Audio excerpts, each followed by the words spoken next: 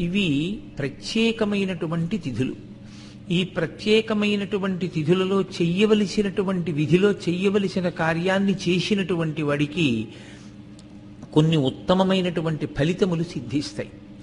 ఇందులో మీరు చూడండి, శ్రీరామనవమి, శ్రీకృష్ణాష్టమి, మహాశివరాత్రి, ఇలా అనేకమైన పర్వదినాలు, ఇవన్నీ విశేష పూజలు చేస్తాం మనం. ఈ విశేష పూజలు చేసేటప్పుడు కూడా మన చిత్తం ఎలా ఉంటే అలా చేయడానికి వీల్లేదు. కల్పము అని ఋషిప్రోక్తమైనటువంటి విధానం ఉంటుంది.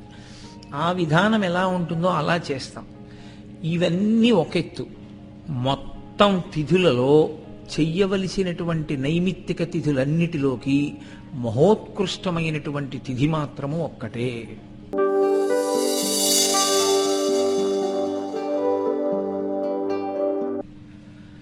వైశాఖ శుక్ల పంచమి, శంకర భగవత్పాదుల యొక్క జయంతి.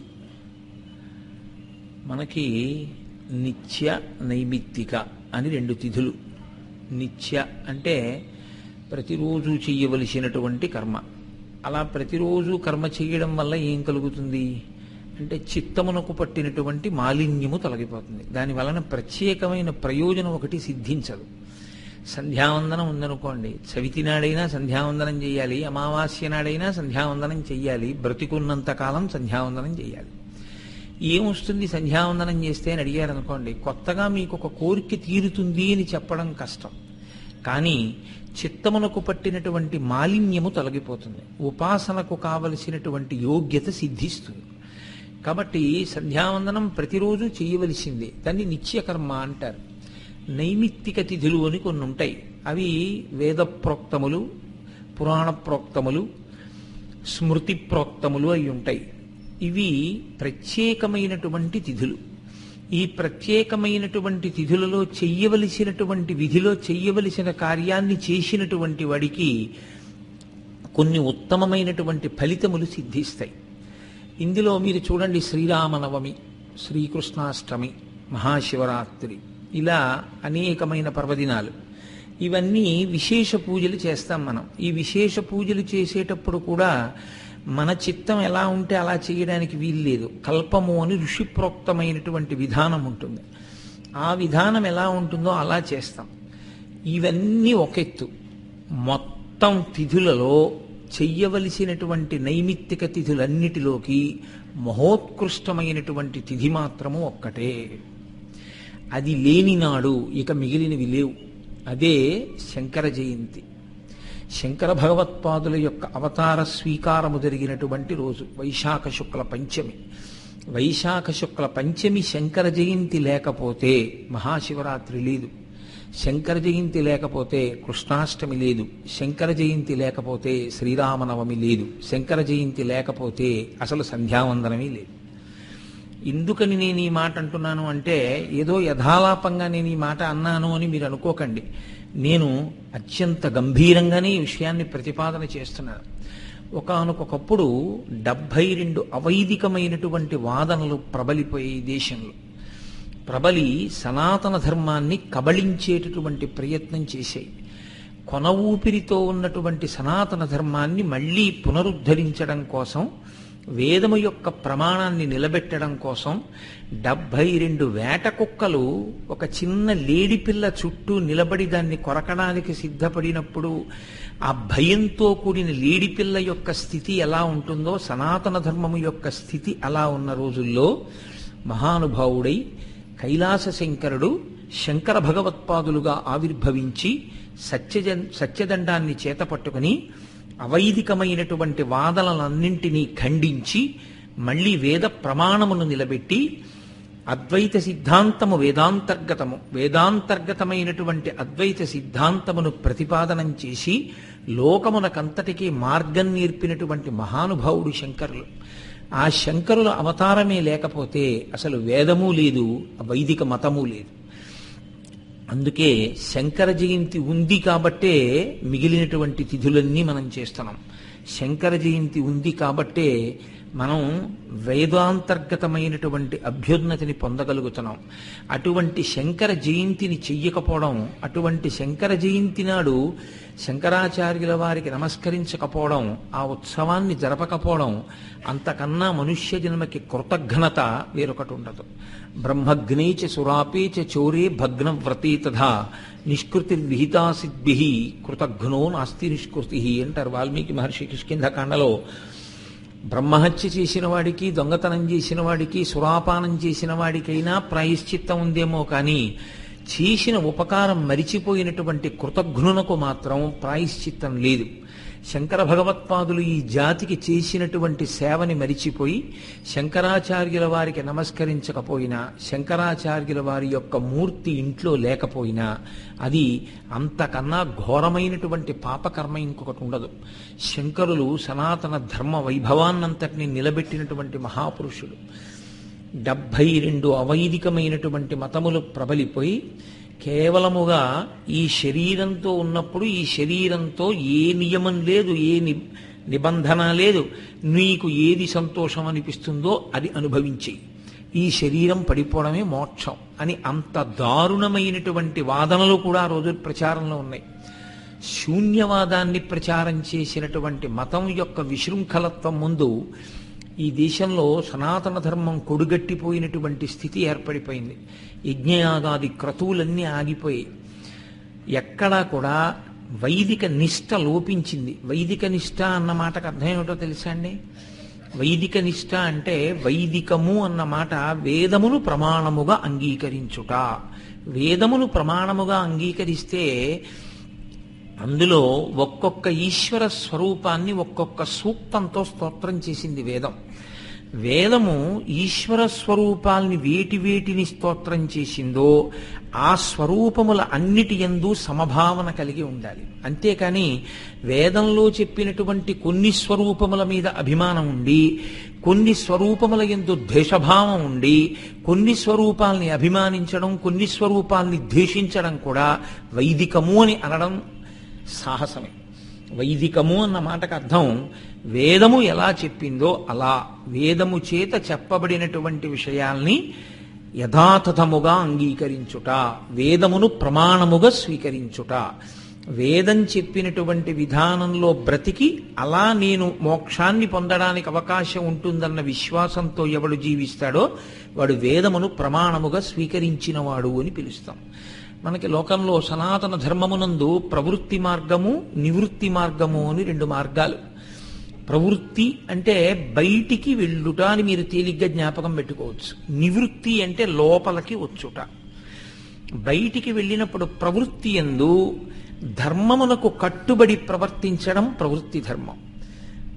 అసలు ఈ ప్రవర్తించడం అనేటటువంటిది, మనస్సు అనేది, ఆలోచనలన్నవి ఎక్కడి నుంచి కదిలి బయటికి వస్తున్నాయో అది నీ యథార్థమైన స్వరూపం కాబట్టి వెనక్కి తిరిగి అక్కడికి వెళ్ళి ఏ కదలిక లేకుండా ఉండిపోయి మోక్షమును పొందడం నివృత్తి మార్గం. ఈ ప్రవృత్తి మార్గాన్ని, నివృత్తి మార్గాన్ని కూడా మనకి గురువులు సూచన చేశారు. గీతాచార్యుడు భగవద్గీతలో ఒక మాట అంటాడు, పరిత్రాణాయ సాధూనాం వినాశాయ చ దుష్కృతాం ధర్మ సంస్థాపనార్థాయ సంభవామి యుగే యుగే. అసలు యథార్థమునకు మన మతానికి పేరు లేదు. దాని పేరు సనాతన ధర్మము అని పిలుస్తాం. ధర్మమే ప్రాతిపదిక. ధర్మము అన్నదాన్ని పట్టుకునే తరించవలసి ఉంటుంది. అందుకే ఈ ధర్మాన్ని ఇంత గొప్పగా చెప్పినటువంటి సనాతన ధర్మంలో దీనికి ప్రారంభం ఎప్పుడు అని మీరు అడిగితే ఆ ప్రశ్నకి జవాబు ఉండదు. వేదము ప్రమాణముగా స్వీకరిస్తే వేదం ఎప్పుడు పుట్టింది అని అడిగారు అనుకోండి, వేదము ఫలానా అప్పుడు పుట్టింది, ఫలానా వాళ్ళు చెప్పారు అని ఉండదు. వేదము ఎప్పుడు పుట్టిందో ఎవరు చెప్పారో ఎవరికీ తెలియదు. వేదము అపౌరుషేయము, భగవంతుని యొక్క ఊపిరి. భగవంతుని యొక్క ఊపిరి ఎప్పుడు పుట్టింది అంటే భగవంతుడు పుట్టినప్పుడు పుట్టింది. భగవంతుడు ఎప్పుడు పుట్టాడు అంటే అనాది. అసలు ఆయనే అన్నిటికన్నా ముందున్నవాడు. ఆయన కన్నా ముందు ఇంకోటి ఉందా అంటే నత్ర సూర్యోభాతి చంద్రతారకం నేమా విద్యుతోభాతి కుతోయమగ్ని త్వమేవ భాంతమనుభాతి సర్వం తస్య భాషా సర్వమిదం విభాతి. లోకంబులు లోకేశులు లోకస్తులు తెగిన తుది అలోకంబగు పింజీకటి కావల యవ్వండే కాకృతి వెలుగు అతనిని సేవింతునంటారు పోతన గారు. అన్నీ వెళ్ళిపోయినా తాను మాత్రం వెళ్లకుండా ఏ ఒక్క పరంజ్యోతి సమస్త కాలముల యందు ప్రకాశిస్తూ ఉంటుందో అది పరమాత్మ స్వరూపం.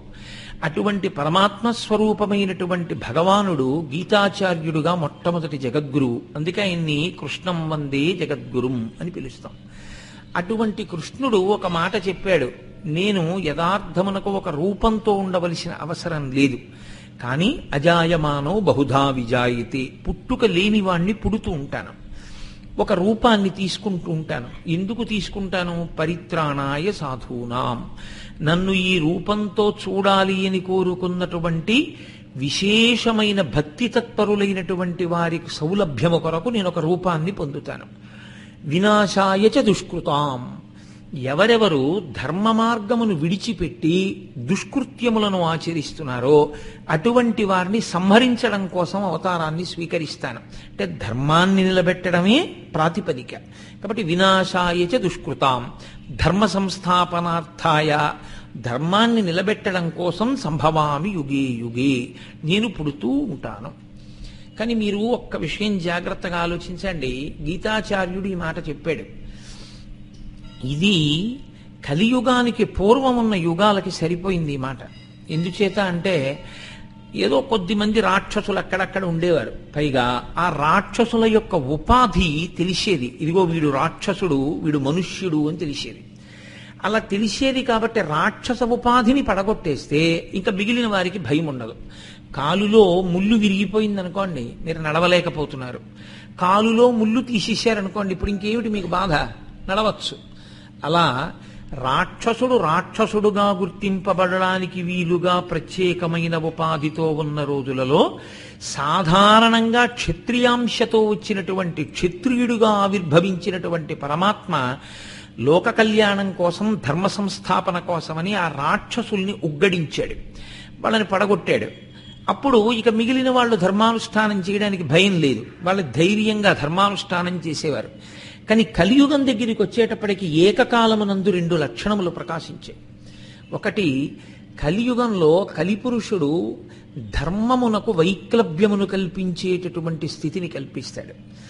అసలు ధర్మము అనేటటువంటి మాట యందు ఎవరిని నిలబడడానికి అవకాశం ఇవ్వడు. రెండు, అవైదికమైనటువంటివి ప్రమాణములుగా స్వీకరింపబడేటట్టుగా అత్యంత ఆకర్షణీయమైన ప్రబోధములు జరుగుతాయి. శంకర భగవత్పాదుల అవతారం వచ్చేటప్పటికి ఉన్న భయంకరమైన పరిస్థితి అదే. 72 వాదనలు. ఏ వాదనలకు ఆ వాదనలు, ఏ మతమునకు ఆ మతము ఎలా ఉంటుందంటే, ఆ చెప్పే విధానం ఎలా ఉంటుందంటే, అబ్బో అమృతతుల్యం, ఇంకింతకన్నా ఏం కావాలి, మనం దీని వలన చాలా తేలికగా పరమేశ్వరుణ్ణి చేరుకోవచ్చు అనిపిస్తుంది. ఏ కష్టం అక్కర్లేదు, ఏ సంప్రదాయం అక్కర్లేదు, ఏ ఆచారం అక్కర్లేదు, ఏ విధమైనటువంటి నడవడి అక్కర్లేదు. మీరు ఎలా చెయ్యాలనుకుంటున్నారో, ఏం చెయ్యాలనుకుంటున్నారో అది చేసేస్తే చాలు. ఎంత తేలిగ్గా ఉంది వినడానికి, ఎంత హాయిగా ఉంది. అవైదికం అంటే వేద ప్రోక్తము కానిది, వేదము చెప్పనటువంటి వాణ్ణి వీడు సృజించి చెప్పేయడం మొదలు పెడతాడు. చెప్పేసరి మార్గం అంటాడు. దానివల్ల ఏమవుతుందంటే, నేను వెడుతున్నాను అనుకుంటాడు తప్ప అసలు తాను వెడుతున్నది మార్గం కాదు, తాను దారి తప్పాను అని తెలియదు. చీకటి పడిపోయింది, నేను రాజమార్గంలో నడుస్తున్నాను అనుకుని అడవిలోకి వెళ్ళిపోయేటటువంటి బాటలోకి వెళ్ళిపోయాడు. ఇప్పుడు అర్ధరాత్రి సమయానికి ఎక్కడికి చేరుతాడు? ఎక్కడా 4 రోడ్ల కూడలి కనపడదు, ఎక్కడా బాటసారి కనపడడు, ఎక్కడా చలివేంద్ర ఉండదు, ఎక్కడా దీపం ఉండదు. ఇహ లోపలికి వెళ్ళిపోయిన తర్వాత అది భయంకరమైనటువంటి అరణ్యం. క్రూర మృగాల యొక్క అరుపులు మాత్రమే వినపడతాయి. ఆ మరునాటి తెల్లవారుజాము తర్వాత తను బయటికి వస్తాడన్న నమ్మకం ఏం లేదు. ప్రయాణం చేయలేదా? చేశాడు. కానీ అతను వెళ్ళవలసిన మార్గంలో వెళ్లకుండా అడవిలోకి వెళ్లే మార్గంలో వెళ్ళాడు. అవైదికమైనటువంటి వాదనల యొక్క తీరుతెన్నులు అలాగే ఉంటాయి. అవి నడిపించడం ఆపేస్తాయని మీరు అనుకోకూడదు, నడిపిస్తాయి. ఎలా నడిపిస్తాయంటే, ఈశ్వరుణ్ణి చేరుకుంటున్నాను అనుకుంటాడు, కానీ ఈశ్వరుడికి అత్యంత దూరంగా జరిగి వెళ్ళిపోతూ ఉంటాడు. వెళ్ళిపోయి పతనాన్ని పొందుతాడు. ఆ పతనాన్ని పొందడానికి వీలైనటువంటి మార్గములు ఏవే ఉన్నాయో వాటికి సంబంధించినటువంటి ప్రచారము అత్యంత ఆకర్షణీయముగా జరిగింది. కాబట్టి జనులందరూ అవైదికమైనటువంటి మతముల వైపుకి, అవైదికమైనటువంటి వాదనల వైపుకి, అవైదికమైనటువంటి మార్గముల వైపుకి మళ్ళిపోయారు. మళ్ళిపోయి అవి యథార్థములు అనుకునేటటువంటి స్థితి ఏర్పడిపోయింది. అసలు వైదిక ప్రమాణాన్ని నిలబెట్టవలసినటువంటి అవసరం ఒకటి వచ్చింది. ఇప్పుడు మీరు ఎంతమందిని చంపుతారు? ఒకప్పుడైతే వినాశాయ చతుష్కృతాం, ఒక రాక్షసుణ్ణి చంపేస్తే ఆ రాక్షసుణ్ణి ఆశ్రయించినటువంటి 1,00,000 మందిని చంపేస్తే మిగిలిన వాళ్ళు ధర్మానుష్ఠానం చేస్తారు. కలియుగానికి ఉన్నటువంటి మొదటి ఇబ్బందికరమైన లక్షణం తేలికగా ఆకర్షణీయముగా ఉండేటటువంటి మార్గముల వైపుకి వేద ప్రమాణమును విడిచిపెట్టి కష్టమైన మనం ఆచారాన్ని పట్టుకోవాలి, సంప్రదాయాన్ని పట్టుకోవాలి, ఈ పదంలో ప్రయాణించాలనేటటువంటి కృతనిశ్చయం నుంచి వైముఖ్యాన్ని కల్పించి తేలికగా నడవచ్చనిపించేటటువంటి మార్గముల వైపుకి నడవగలిగినటువంటి బుద్ధి ప్రచోదనాన్ని చెయ్యగలిగిన శక్తి కలియుగానికి ఉంటుంది. కలియుగానికి ఉన్నటువంటి గొప్ప లక్షణం ఏమిటంటే వ్యాసుడు కలిసాధు కలిసాధు కలిసాధు అంటాడు 3 మాటలు. కలియుగంలో మీరు మిగిలిన యుగాల్లో చేసినంత ప్రయత్నం చెయ్యక్కర్లేదు ఈశ్వరుడి వైపుకి నడవడానికి.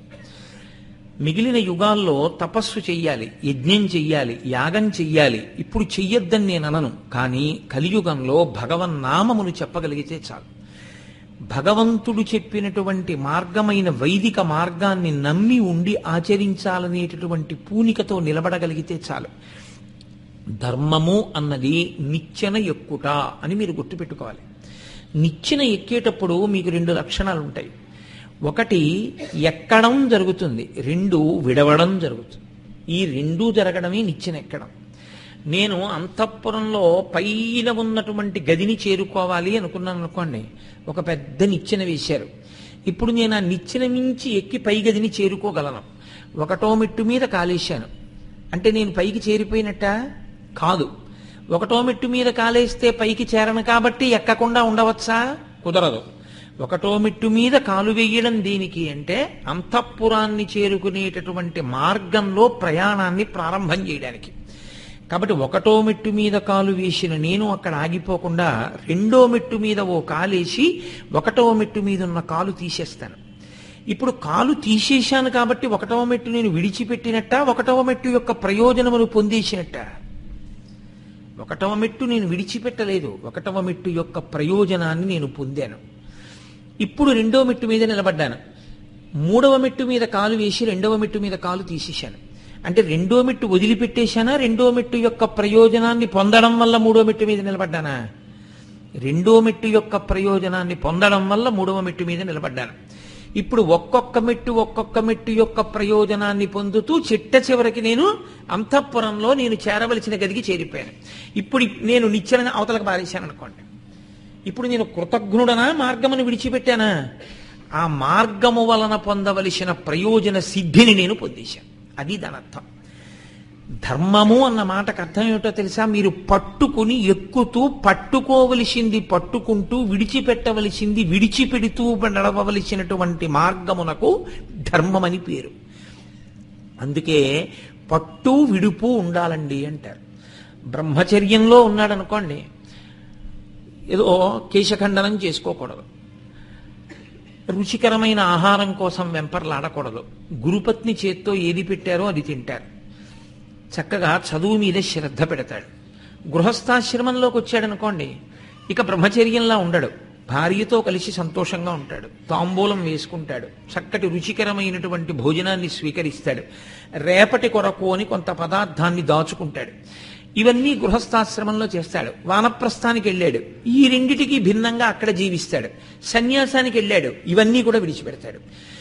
సన్యాసమునందు ఏం చేశాడు? ఈశ్వరుని యొక్క దర్శనమును అపేక్షించి అన్నీ విడిచిపెట్టి ఆయన ఒక్కడే పట్టుకున్నాడు.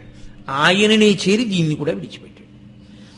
ఇప్పుడు ఒక్కొక్కటి పట్టుకుని ఒక్కొక్కటి విడిచిపెట్టడమే సనాతన ధర్మం. అందుకే ఆశ్రమాలు వచ్చాయి. ఆశ్రమం అంటే నా ఉద్దేశ్యం ఇంకొకటి కాదు. బ్రహ్మచర్యము ఒక ఆశ్రమము, గృహస్థాశ్రమము ఒక ఆశ్రమము, వానప్రస్థం ఒక ఆశ్రమము, సన్యాసం ఒక ఆశ్రమము. నాలుగు ఆశ్రమములు. ఇవి ఎందుకు వచ్చాయి? ఏ ఆశ్రమంలో ఎంత ప్రయోజనాన్ని పొందాలో అంత ప్రయోజనాన్ని పొంది ఆ ఆశ్రమాన్ని విడిచిపెట్టి దాని వలన చేకూరినటువంటి ఫలితాన్ని పట్టుకుని రెండవ ఆశ్రమంలోకి విడితే పువ్వు పిందెయ్యి, పిందె దోరకాయ, దోరకాయ పండైన తరువాత రంగుమారి బాగా తీయటి రసాన్ని పొంది ఇప్పటి వరకు ముచికని విడిచిపెట్టకుండా గట్టిగా పట్టుకున్న కాయ పండిపోయిన తర్వాత తనంత తాను ముచిక నుంచి విడిపోయినట్టు చిట్ట చివర తనంత తాను ఈ శరీరము నేను కాదని తెలుసుకుని దాని నుంచి విడివిడి ఆత్మగా నిలబడగలిగినటువంటి ప్రజ్ఞకి ఎదగడమే ధర్మాచరణము అని పేరు. అది ఈశ్వరుణ్ణి చేరుకునేటటువంటి పథం. అలా ఈశ్వరుణ్ణి చేరుకునేటటువంటి పథమైనటువంటి ధర్మము సనాతన ధర్మాంతర్గతము. వేదము చేత ప్రోక్తమై ఉంది, వేదము చేత చెప్పబడి ఉంది. అటువంటి వేదమును ప్రమాణము కాదు అని తిరస్కరించి వెళ్ళిపోవడం చేత జనులందరూ పతనమవుతున్నారు. తేలిక మార్గం కలియుగంలో భగవన్నామని చెప్పుకుని తరించవచ్చు. కలియుగానికే ఉన్న రెండవ లక్షణం, ఏది చాలా ఆకర్షణీయంగా ఉందనిపించిందో అటువైపుకి వెళ్ళిపోయి వైదికమైనటువంటి మార్గాన్ని విడిచిపెట్టుకుంటూ ఉండడం, అరణ్యంలోకి వెళ్ళిపోతూ ఉండడం. ఇదిగో ఈ స్థితి నుంచి జాతిని ఉద్ధరించాలి.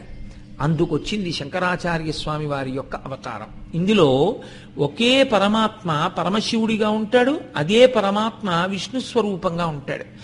విష్ణు స్వరూపంగా ఉన్నప్పుడు కూడా ఆయన దత్తాత్రేయ స్వామిగా, హంసావతారంగా లోకానికి ప్రబోధం చేశాడు. హయగ్రీవుడిగా విష్ణు స్వరూపంతో ప్రబోధం చేశాడు. అవి నోరు విప్పి మాట్లాడాయి, కానీ సంచారం చేయలేదు.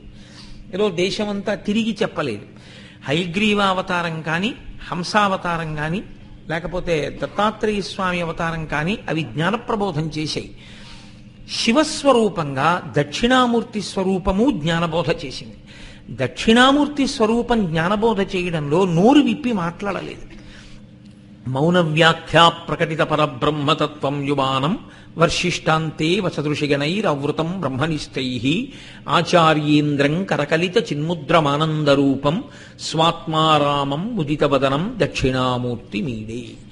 ఆయన కేవలం ఇలా చిన్ముద్ర పట్టి మౌన వ్యాఖ్య చేస్తూ అందరినీ ఉద్ధరించాడు. మౌన వ్యాఖ్య ఏమిటండి అని ఒక అనుమానం వస్తుంది. మౌన వ్యాఖ్య అన్న మాటను మీరు కొంచెం జాగ్రత్తగా అర్థం చేసుకుంటే, మాట్లాడవలసిన అవసరం ఎప్పుడు ఉంటుంది? రెండవ వ్యక్తి ఉంటే మాట్లాడాలి కదూ.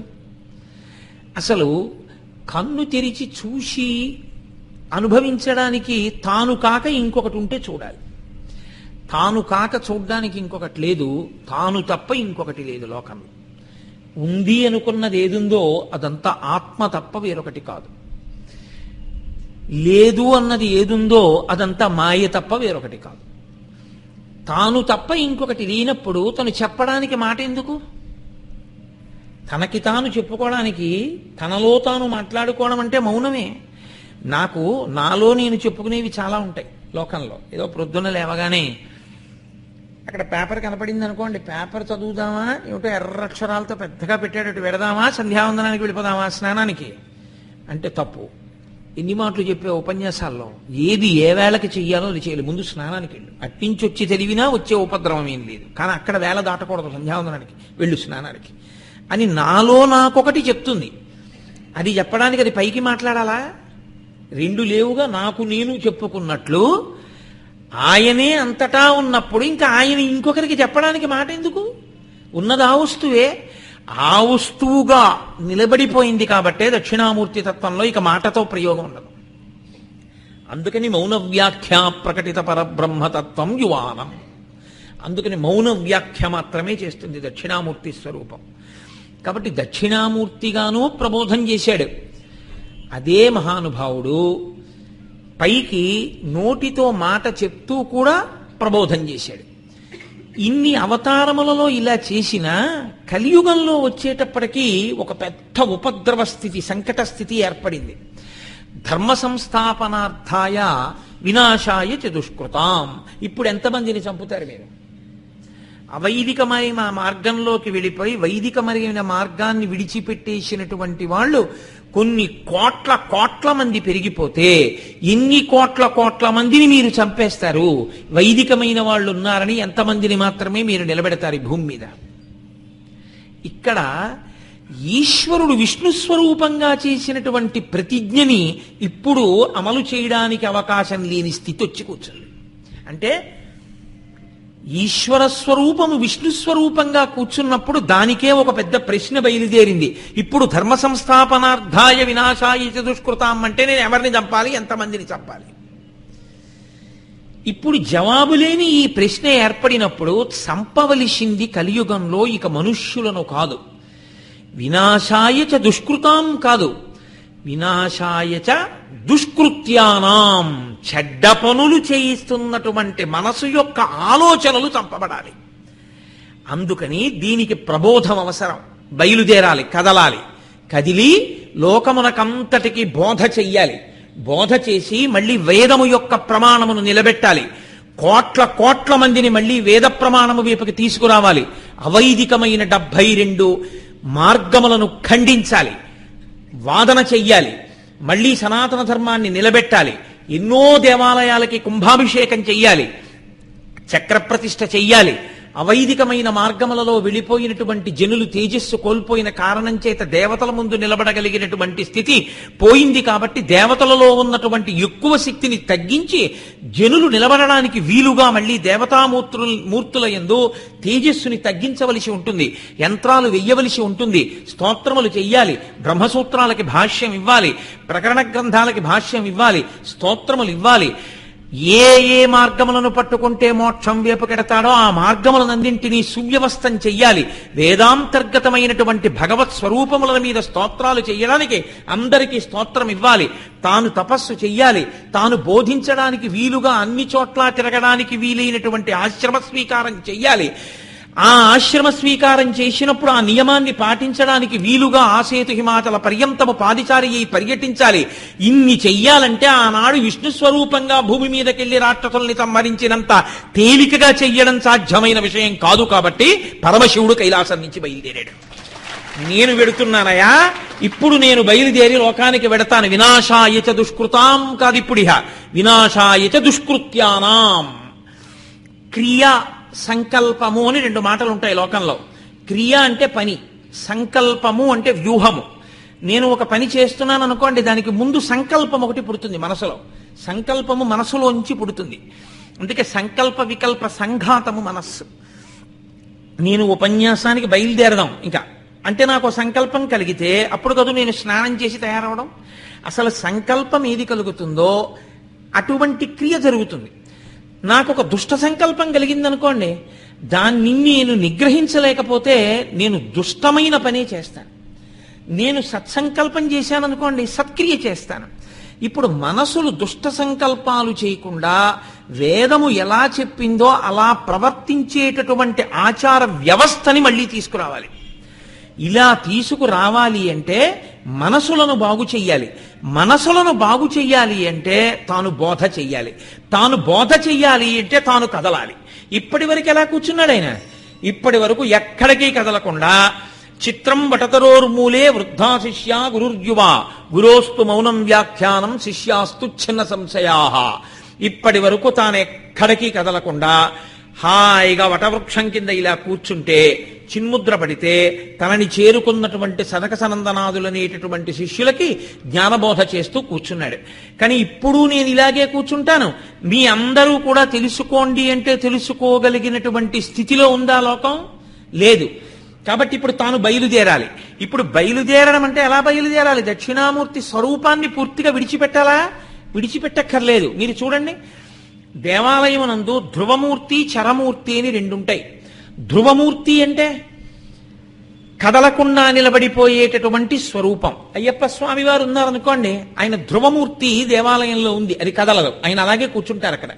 చరమూర్తి ఉంటారు, ఆయన ఉత్సవమూర్తి అంటాం. ఆయన పల్లకి ఎక్కి ఊరిరిగింపు అంటాం. ఊరేగింపు కాదు, ఊరిరిగింపు.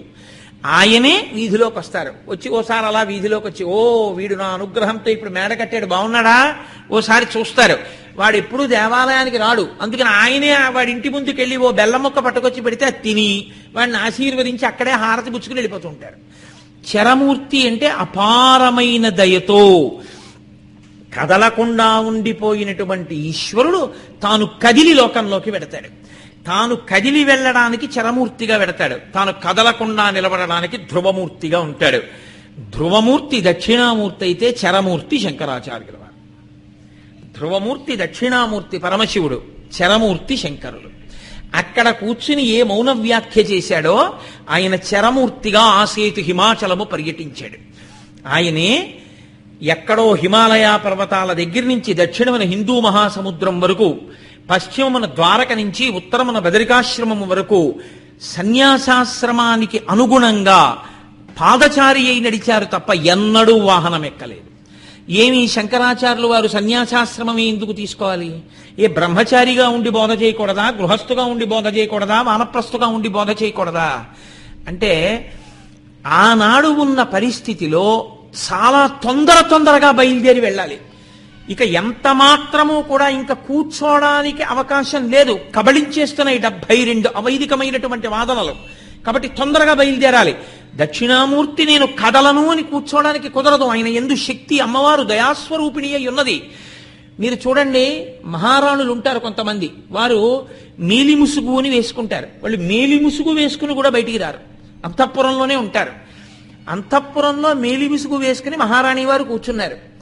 యువరాజు లేక పుట్టినటువంటి కొడుకు తెలియక ఆడుకుంటూ అంతఃపురం యొక్క పిట్టగోడ మీద నడుస్తూ కళ్ళకి గంతలు కట్టుకుని ఆ ముందుకి దారి ఉంది, నేను అడుగు వెయ్యొచ్చు అనుకుని అడుగు వేసేయబోతున్నాడు. ఇక అడుగు వేసేస్తే పిల్లవాడు పడిపోతాడు. మేలి ముసుగు వేసుకుని ఉంది మహారాణి. ఆమె ఎన్నడూ బయటికి రాదు. నేను మేలి ముసుగు వేసుకుని ఉన్నాను, నేను మహారాణిని, నేను బయటికి రాకూడదు, అందుకని యువరాజు గారు పడిపోయినా సరే రానని కూర్చుంటుందా? కూర్చోదు. కాబట్టి ఇప్పుడు నేను వెళ్ళొచ్చు కాబట్టి వెడతాను, కానీ వెళ్ళేటప్పుడు మాత్రం ముందు కొంతమంది నేను వస్తున్నాను కాబట్టి ఎవ్వరూ అక్కడ ఉండకుండా చూడడం కోసం కొంతమంది సైనికులు వెళ్ళి ఇళ్లల్లోకి వెళ్ళిపోండి, మహారాణి గారు వస్తున్నారని చెప్పి అందరినీ పురుషుల్ని ఇళ్లల్లోకి పంపించడానికి ముందు సైనికులు వెళ్ళే అవకాశం ఉందా? లేదు. కొడుకుని రక్షించుకోవడం కోసమని పరిగెత్తుకుంటూ బయటికి వచ్చినటువంటి మహారాణి యొక్క మేలి ముసుగు జారిపోయినా అందరూ ఆవిడ్ని చూసేస్తున్నా ఆవిడ పరిగెత్తికెళ్లి కొడుకుని పట్టుకుని రక్షించుకోవడమే తన యొక్క కర్తవ్యమని పరిగెత్తుకొచ్చేసిన మహారాణి మేలి ముసుగును ఎలా పట్టించుకోదో, 72 అవైదికమైన వాదనలు ప్రబలిపోయిన నాడు సనాతన ధర్మము చితికిపోకూడదు, రక్షించాలని కదిలి పరిగెత్తుకొచ్చినటువంటి పరమేశ్వరుడు శంకరాచార్యుల వారిగా వచ్చినప్పుడు అంత తొందరగానూ పరిగెత్తాడు. అందుకే ఎక్కువ కాలం ఉండే ఆశ్రమాలు ఆయన స్వీకరించలేదు. బ్రహ్మచారిగా చాలా కాలం గురుకుల వాసం చేశారనుకోండి, చాలా కాలం గురుకుల వాసం చేసి గురువుగారి దగ్గర వేదాధ్యయనం చేస్తూ భిక్షాటన చేస్తూ ఆయన ఏదో 30 ఏళ్ళో 20 ఏళ్ళో చదువుకుంటూ కూర్చున్నారనుకోండి, ఈలోగా వైదికమైనటువంటి మతం ఎలా నిలబడుతుంది? 5 సంవత్సరములకు మహానుభావుడు చదువంతా పూర్తి చేసేశారు. అసలు ఆయన అన్నది సంకల్పం, నేను 8 సంవత్సరములు మాత్రమే ఉంటానంటే ఆయన ఉద్దేశం 8 ఏళ్లలో వైదిక ధర్మాన్ని నిలబెట్టేస్తానని. ఆ తరువాత మొసలి పట్టుకున్నప్పుడు ఇంకొక 8 ఏళ్లు ఉంటానన్నారు, 16. వ్యాస భగవానుడు అడిగాడు కాబట్టి ఇంకొక 16, 32 సంవత్సరములు మాత్రమే ఉన్నారు. అంటే దక్షిణామూర్తి ఒక మేలి ముసుగు తీసిన రాణి కొడుకు కోసం పరిగెత్తినట్టు పరమశివుడు పరిగెత్తిన అవతారం శంకరాచార్య స్వామి అవతారం. అందుకే అంతటి దయామూర్తి అయి పరిగెత్తారు. బ్రహ్మచారిగా ఉన్నా ధర్మ ప్రచారం కుదరదు. గురువుగారు చెప్పినట్టు ప్రవర్తించాలి. వెళ్ళి భిక్షాన్నం పట్రా అంటే పట్రావాలి, పాఠం చదువుకో అంటే చదువుకోవాలి. కాబట్టి బ్రహ్మచర్యంలో దేశమంతా పర్యటించడం కుదరదు. గృహస్థు భార్యా బిడ్డలు గృహస్థుని నమ్ముకుని ఉంటారు. కాబట్టి గృహస్థు సన్యాసిలా నేను ఎప్పుడూ దేశాలు పట్టుకు తిరుగుతుంటానంటే కుదరదు. తనని నమ్ముకున్నటువంటి భార్యాబిడ్డల యొక్క యోగక్షేమాలు చూడడం కోసం ఇంట్లో ఉండాలి. వానప్రస్థు దేని గురించి పట్టించుకోకుండా తపస్సు చేసుకుంటూ కూర్చోవాలి. సన్యాసి ఒక చోట ఎప్పుడూ ఉండకూడదు, ఎప్పుడూ దేశ సంచారం చేస్తూనే ఉండాలి సన్యాసి అన్నవాడు. కాబట్టి ఇప్పుడు నేను సన్యాసాశ్రమం స్వీకరిస్తే ఆ ఆశ్రమ నియమము దీనికి సరిపోతుంది. ఆనాడు దక్షిణామూర్తిగా నేను కూర్చున్నప్పుడు నా దగ్గరికి ఒక్క 4 రాగలిగారు. ఇప్పుడు నేనే ఊరూరా వాడవాడా వెడతాను. నా దగ్గరికి వచ్చి తండ్రి అన్నారు ఆ రోజున. కాదు, నాకు అన్నం పెట్టిన వాళ్ళందరూ అమ్మా, నన్ను పడుకొమ్మని అరుగు చూపించిన వాళ్ళందరూ అయ్యా అంటూ వెడతాను అని సన్యాసాశ్రమ స్వీకారం చేశారు. ఆ ఆశ్రమం అయితే వైదిక ధర్మ రక్షణకు ప్రబోధానికి సరిపోతుందని ఆసేతు హిమాచలము పాదచారి అయి పర్యటించినటువంటి కారుణ్యమూర్తి శంకర భగవత్పాదులు. అందుకే శంకరులు వైదిక మత ప్రచారం చేశారు. వైదిక మత ప్రచారం చెయ్యడానికి, వేద ధర్మాన్ని నిలబెట్టడానికి వచ్చినటువంటి అవతారం. అంతేకాని వేదాంతర్గతమైన ఈశ్వర రూపాలములలో ఏదో ఒక రూపాన్ని పట్టుకుని ఇంకో రూపాన్ని విడిచిపెట్టిన అవతారం కాదది. అన్ని రూపములు ఒక్క ఈశ్వరుడవే అని నమ్మి వేదమును వేదముగా సంపూర్ణమైన వైదికమైనటువంటి రీతిలో ప్రచారం చేసిన మహాపురుషుడైన. అలా ప్రచారం చెయ్యాలి అంటే దానికి తగిన స్థితిని స్వీకరించారు. అందుకే శంకర భగవత్పాదుల గురించి పెద్దలు ఒక మాట చెప్తుంటారు, అంతఃశాక్తో. ఆయన లోపల అమ్మవారి స్వరూపం, బహిశైవ, పైకి పరమశివుడు ఎలా ఉంటాడో అలా. జనమధ్యేతు వైష్ణవ, జనం మధ్యలోకి వస్తే ఆయన వైష్ణవుడు, అంత గొప్ప విష్ణు భక్తుడైన. అసలు శంకరాచార్యుల వారి యొక్క కులదైవం కృష్ణ పరమాత్మ. పూర్ణానది దారి మళ్లించినప్పుడు ప్రవాహం వచ్చి కృష్ణాలయాన్ని ముంచెత్తుతుంటే శంకరాచార్యుల వారిని అడిగాడు కృష్ణుడు, మీ అమ్మగారి కోసం పూర్ణానది దారి మళ్లించావు, ఇప్పుడు నా పరిస్థితి ఏమిటని అడిగాడు. భగవన్, మీరు బెంగపెట్టుకోకండి, మిమ్మల్ని తీసుకొచ్చి నేను ఇక్కడ ప్రతిష్ఠించుకుంటానని పూర్ణానది ఒడ్డున కాలటీ అగ్రహారంలో ఆయన జన్మించినటువంటి ఇంటి ముందు ఆ ప్రతిష్ఠ చేశారు. ఇప్పటికీ మీరు ఆ కాలడీ పట్టణానికి వెడితే శృంగేరి పీఠం వారు నిర్మాణం చేసినటువంటి దేవాలయ ప్రాంగణం పక్కనే ఆనాడు శంకరాచార్యుల వారి యొక్క వంశం వాళ్ళందరూ పూజ చేసిన కృష్ణ పరమాత్మ ఆలయం ఇప్పటికీ ఉంది. కాబట్టి శంకరాచార్యుల వారు పరమ కృష్ణ భక్తుడు. అందుకే శంకరాచార్యుల వారి యొక్క వాంగ్మయాన్ని మీరు పరిశీలిస్తే ఎక్కడెక్కడ అవకాశం వస్తే అక్కడక్కడ విష్ణు స్వరూపాన్ని కీర్తిస్తుంటారు ఆయన. అసలు ఆ మాటకు వస్తే శంకర భగవత్పాదుల జీవితంలో మొట్టమొదట ఆయన నోటి వింటి వచ్చినటువంటి స్తోత్రం లక్ష్మీ స్తోత్రం, కనకధారాస్తవం చేశారు ఆయన. ఆయనని మించిన విష్ణు భక్తుడు ఎక్కడున్నాడు లోకంలో? కాబట్టి జనమధ్యేతు వైష్ణవ అంతఃశాక్తో, లోపల శక్తి స్వరూపమైన అమ్మ దయాస్వరూపిణి, పరమదయ. చూడండి, లోకంలో ఒక గమ్మత్తు ఉంటుంది. ఊళ్ళో పోలీస్ స్టేషన్ ఉంటుంది. పోలీస్ స్టేషన్ ఎందుకుంది?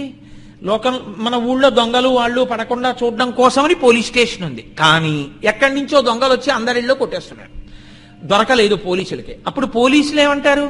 మేం పట్టుకోలేకపోయామండి అనడం కాదు, వాళ్ళకు ఒక కర్తవ్యం ఉంటుంది. వాళ్ళు ఒక చాటింపు వేస్తారు. ఏదో ఊరు నుంచి గుర్తు తెలియని దొంగల ముఠా ఒకటి బయలుదేరింది. ఇంటికి తాళం వేసి ఉంటే తాళాలన్నీ కూడా తీసేసి లోపలికెళ్ళి దొంగతనాలు చేస్తున్నారు. కాబట్టి ఎవ్వరూ ఊళ్ళు వెళ్ళవద్దు, అలా వెళ్ళవలసి వస్తే పోలీస్ స్టేషన్లో చెప్పి వెళ్ళండి అని చెప్తారు. ఇప్పుడు అలా చెప్పి వెళ్ళండి అని వాళ్ళు చెప్తే దొంగలు వస్తున్నారని దొంగల్ని పట్టుకోవలసిన పోలీసులు పట్టుకోవడం మానేసి దొంగలు వస్తున్నారు మీరు జాగ్రత్తగా ఉండండి అని మనకి చెప్తున్నారు ఏంటని నవ్వుతారా?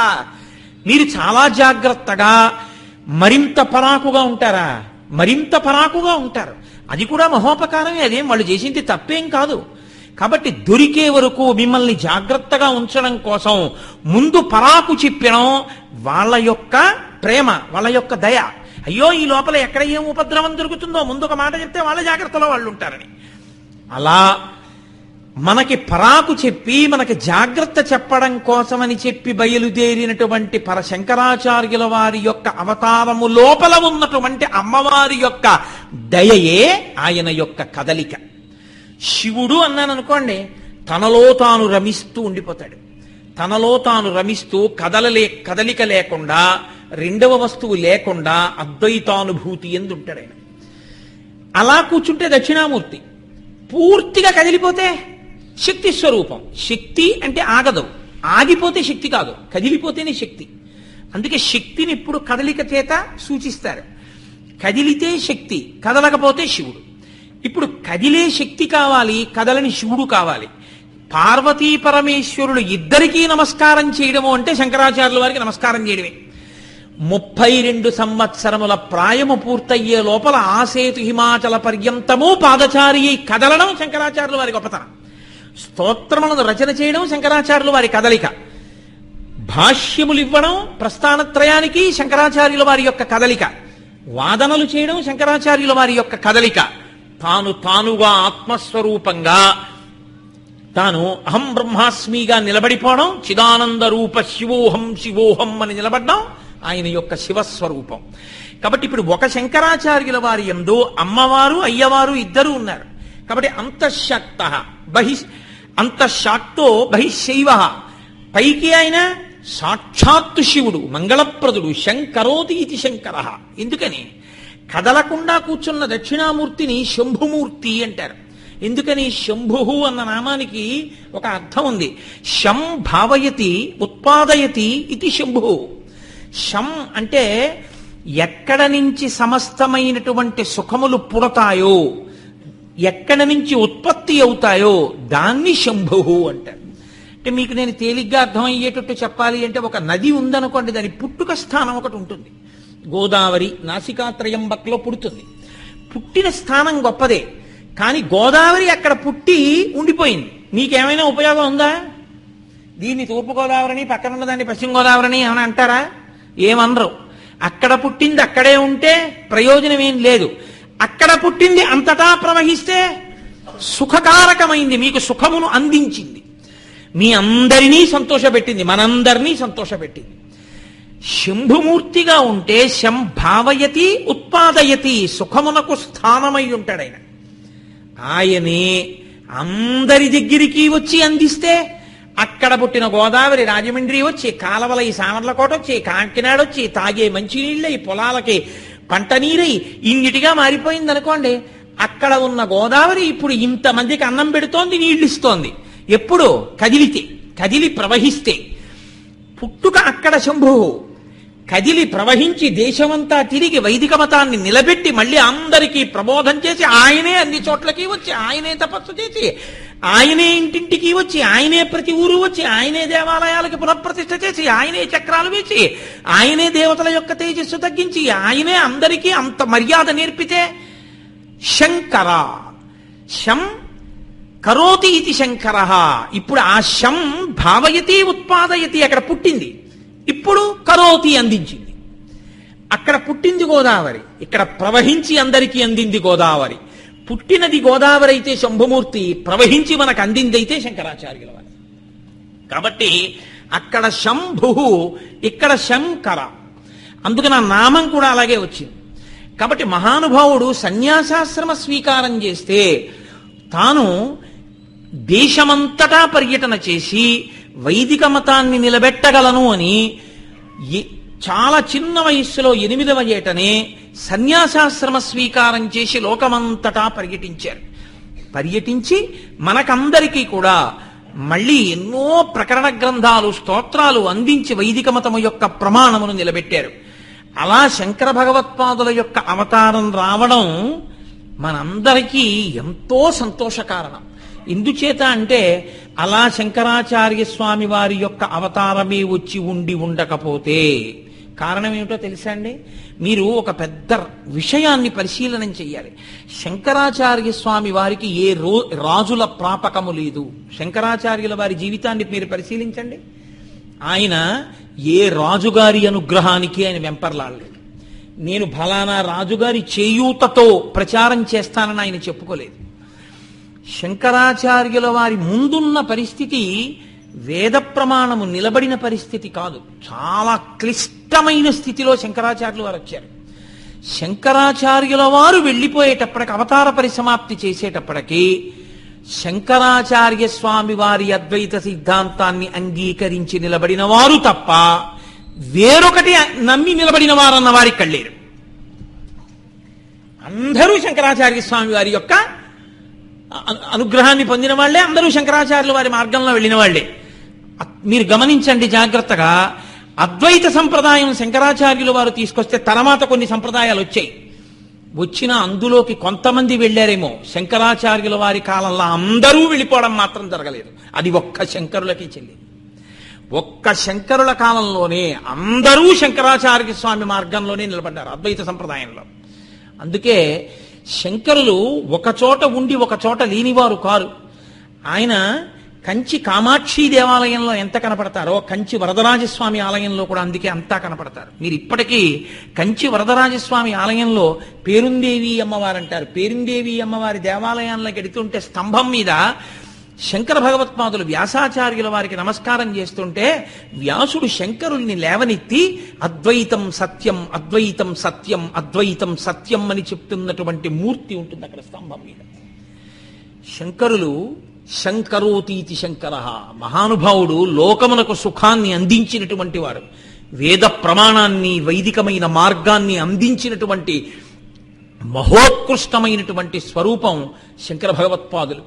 అటువంటి శంకర భగవత్పాదులు రావడానికి ముందు గురు పరంపర అని ఒకటి చెప్తాం. నేను మీతో ఎందుకు ఈ మాట మనవి చేస్తున్నానంటే, లోకానికి అసలు ఒక సన్మార్గమును నేర్పాలి అంటే అధ్యాశ్రమి అని ఒక మాట ఉంటుంది సనాతన ధర్మంలో. అధ్యాశ్రమి అన్న మాటకు అర్థం, ఆయన ఒక గురువు దగ్గర శిష్యుడిగా ఉండడు. ఆయన గురువు గారి దగ్గర నేర్చుకున్నాను అని చెప్పడానికి ఏం ఉండదు. అంత మాత్రం చేత ఆయన ఆత్మజ్ఞానం పొందనివాడు అని చెప్పడానికి ఉండదు. ఆయన ఇలా ఆచరిస్తాడు అని చెప్పడానికి ఆచరణ ఏమీ ఉండదు. మీరు ఆయన ఆచరించినట్లు మీరు ఆచరించలేరు. మీరు ఆచరించే ప్రయత్నం చేస్తే మీ ఉన్న మార్గంలోంచి మీరు కింద పడిపోతారు. అది అధ్యాశ్రమి అంటారు. దత్తాత్రేయ స్వామి వారు ఉన్నారనుకోండి, దత్తాత్రేయ స్వామి వారికి గురువు గారు ఉండరు.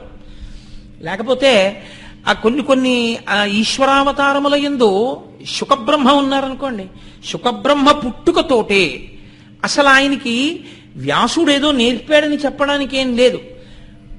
పుట్టగానే పరిగెత్తలేడు కాబట్టి ఆయనకి 5 ఏళ్ల వయస్సు వచ్చి ఉపనయనం చేయకముందే ఆయన బ్రహ్మజ్ఞానియే ఇల్లు విడిచిపెట్టి అరణ్యాలు పట్టుకుని వెళ్ళిపోయారు. ఎంత వెళ్ళిపోయారంటే ఆయన అసలు శుకబ్రహ్మ బట్టలు కట్టుకుని కూర్చునున్నట్టు మీరు ఎప్పుడైనా ఎక్కడైనా మూర్తిని చూశారా? శుకబ్రహ్మ బట్ట కట్టుకోరు. శుకబ్రహ్మ ఒంటి మీద బట్ట ఉండదు. ఎందుకంటే ఆయనకి అసలు లింగభేదం మనసులోకి ఎక్కదు. ఆయనకి స్త్రీ పురుష విచక్షణ లేదు. ఎందుకు లేదు అంటే ఆయన అసలు ఆ భావన ఆయనకి లేదు, ఆయనకి ఆ మనసు లేదు. ఆయన ఎప్పుడు బ్రాహ్మీమయమూర్తి అయి ఉంటారు పుట్టిన దగ్గర నుంచి, అంతే. ఏది మీరు శుకబ్రహ్మలా ఉంటానని చెప్పండి. ఇప్పుడు శుకబ్రహ్మకి గురువు ఎవరని నన్ను అడిగారు అనుకోండి, ఏదో నేను పైకి చెప్పాలి కాబట్టి వ్యాసుడు అనాలేమో కానీ శుకబ్రహ్మ పుట్టుక నుంచి మహానుభావుడు, అంతటి వైరాగ్యం కలిగిన వాడు, అంతటి బ్రహ్మజ్ఞానం కలిగిన వాడు. పరమేశ్వరుడు అపూర్వ సృష్టి, కొంతమంది మహాపురుషులను అలా సృష్టించాడు. అటువంటి అధ్యాశ్రమిగా శంకరాచార్యుల వారు వచ్చారనుకోండి, అప్పుడు ఆయన ఎంత జ్ఞానమూర్తి అయి అవతరించినా మనం ఏమంటామంటే శంకరాచార్యుల వారి కంటే చెల్లిందండి, మనకెక్కడ చెల్లుతుందండి అంటాం. అందుకని లోకానికి మార్గం నేర్పాలి అంటే ఆయన కూడా ఒక గురువు గారి దగ్గర పాఠం నేర్చుకోవాలి. నేను కూడా ఒక గురువు గారికి శిష్యుణ్ణి అని చెప్పుకోవాలి. తాను ఒక గురువు గారికి శిష్యుణ్ణి అని చెప్పుకోవాలి అంటే అంత గొప్ప గురు పరంపర ఒకటి ఉండాలి.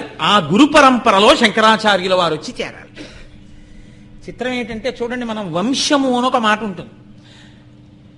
ఆ వ్యక్తి ఉన్నాడా లేడా అన్న దాంతో సంబంధం ఉండదు. ఏదో నేను నా కూతుర్ని కన్యాదానం చేస్తున్నాను అనుకోండి, చేసేటప్పుడు మా నాన్నగారు ఉన్నారా లేరా శరీరంతో అన్నదాంతో సంబంధం ఏమి ఉండదు. నా కూతుర్ని కన్యాదానం చేసేటప్పుడు 3 తరాలు చెప్తాం. ప్రపౌత్రి, పౌత్రి, పుత్రి. నాకు కూతురు, మా నాన్నగారి మనవరాలు, మా తాతగారికి ముని మనవరాలు. ఆమెని కన్యాదానం చేస్తున్నాను అని చెప్తాం. వాళ్ళు ఈ లోకంలో ఉన్నారా? ఇప్పుడు లేరు. లేకపోయినా ఇవాళ నేను కన్యాదానం చేసేటప్పుడు ఆ సంప్రదాయమునకు కట్టుబడి ఉన్నాను కాబట్టి వాళ్ళని కూడా నేను స్మరిస్తాను, తరిస్తారు అని.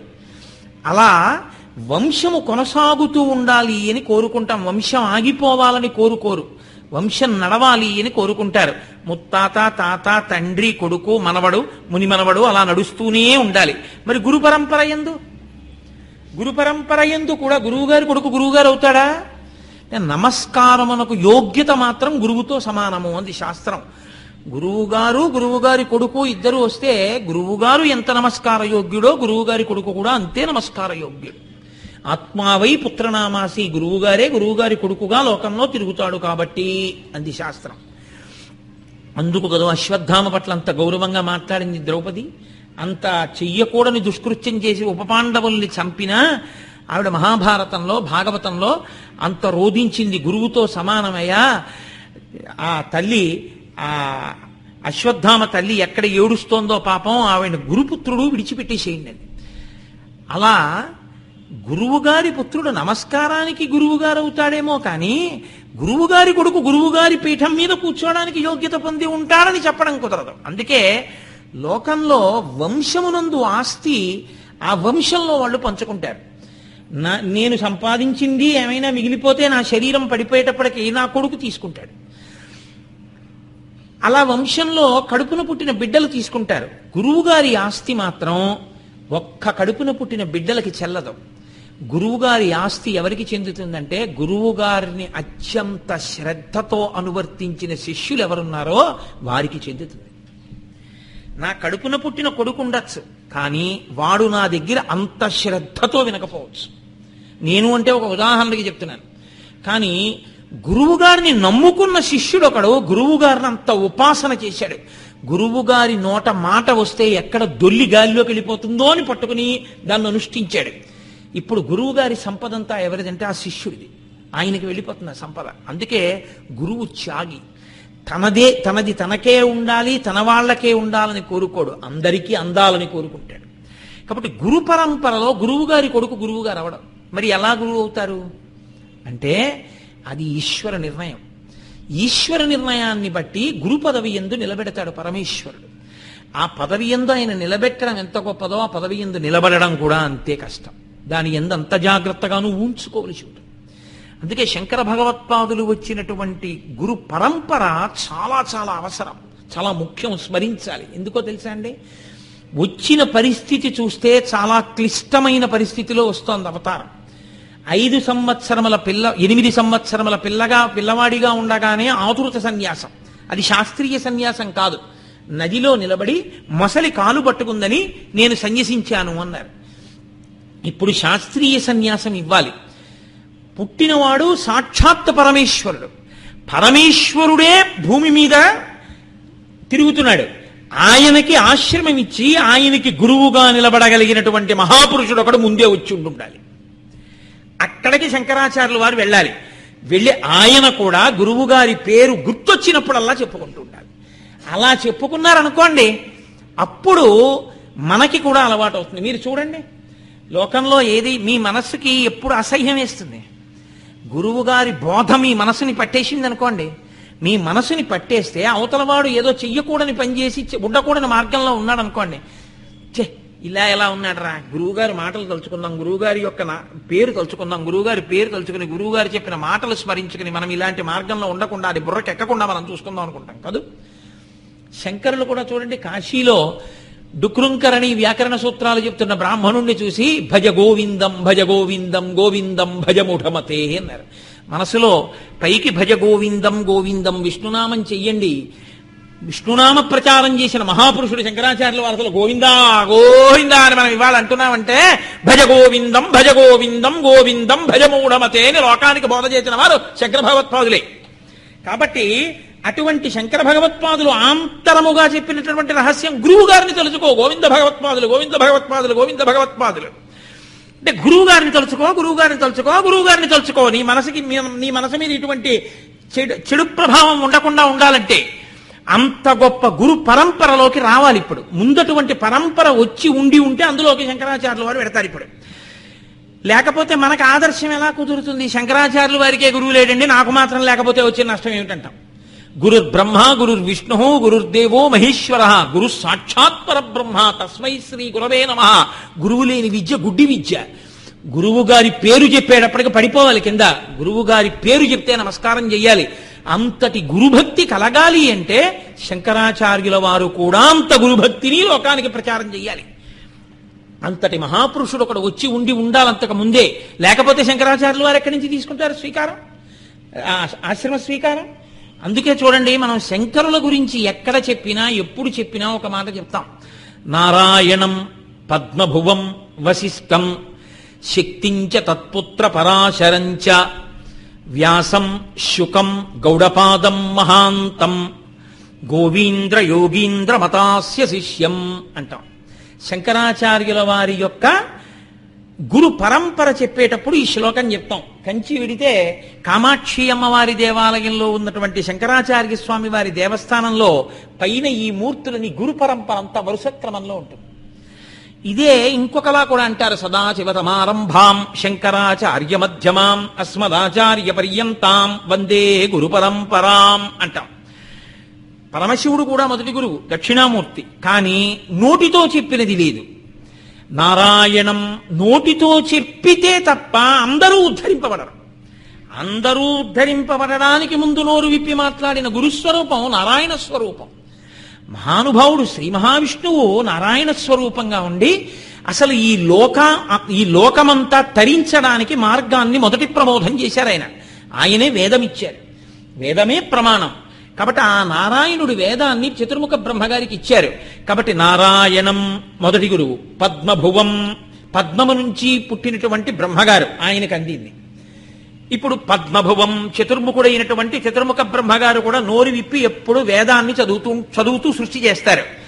కాబట్టి నారాయణం పద్మభువం వశిష్టం మారిపోయింది. ఇక్కడికి వచ్చేప్పటికి నారాయణం పద్మభువం దేవతా స్వరూపాలు, బ్రహ్మగారు విష్ణువు. వశిష్టం మనుష్యులు అనకూడదు, ఋషులది వేరైనటువంటి స్థితి. ఎందుకంటే మనకి కొన్ని తెగలు చెప్తారు. అందులో ఒకటి దేవతా సంబంధమైనటువంటిది ఒకటి, రెండవది మానుషం మనుష్య సంబంధం, మూడు ఆసురం రాక్షస సంబంధం. ఈ మూడు కాకుండా నాలుగోది ఉంది, అదే ఆర్షం ఋషి. అందుకే ఋషికి తర్పణ ఉంది. అందుకే ఋషుల్ని మనుష్యులతో కలిపి చెప్పేయకూడదు, ఋషుల్ని వేరుగా చెప్తారు. ఆర్ష సంప్రదాయము అనడానికి కారణం ఏమిటంటే ఋషులు సమాధి ఎందు కూర్చుంటే వాళ్ళకి ఈశ్వరుడు యొక్క వాక్కులు వినపడ్డాయి, వాళ్ళు మంత్రద్రష్టలయ్యారు ఋషులు. వేదాహమేతం పురుషం మహాంతం ఆదిత్యవర్ణం తపసస్తు పారే సర్వాణి రూపాణి విచిత్య ధీర నామాని కృత్వాభివదన్యదాస్తే అని. స్వతంత్రంగా మంత్రాలు రాసేయరు ఎవరును, అలా రాసేసుకోకూడదు. ఇప్పుడు కొత్తగా లోకంలో ఏదో విచిత్రమైన పోకడ బయలుదేరింది, లఘుగాయత్రి రాసేస్తున్నారు ఒక్కొక్క రూపం మీద ఒక్కొక్కటి. అలా ఉండదు, వేదప్రోక్తములై ఉంటాయి. వేదప్రోక్తములైనటువంటి మంత్రములు ఎక్కడుంటాయో ఆ మంత్రములు ఋషులు ధ్యానమునందుండగా సమాధి ఎందు వారికి వినబడ్డ ఈశ్వరవాక్కుగా వాళ్ళు ఆ మంత్రమునకు ద్రష్టలయ్యారు. అందుకే ప్రతి మంత్రానికి ఋషి అని ఉంటారు. ఆ ఋషికి వినపడింది మొట్టమొదట, వాళ్ళు ప్రచారం చేశారు.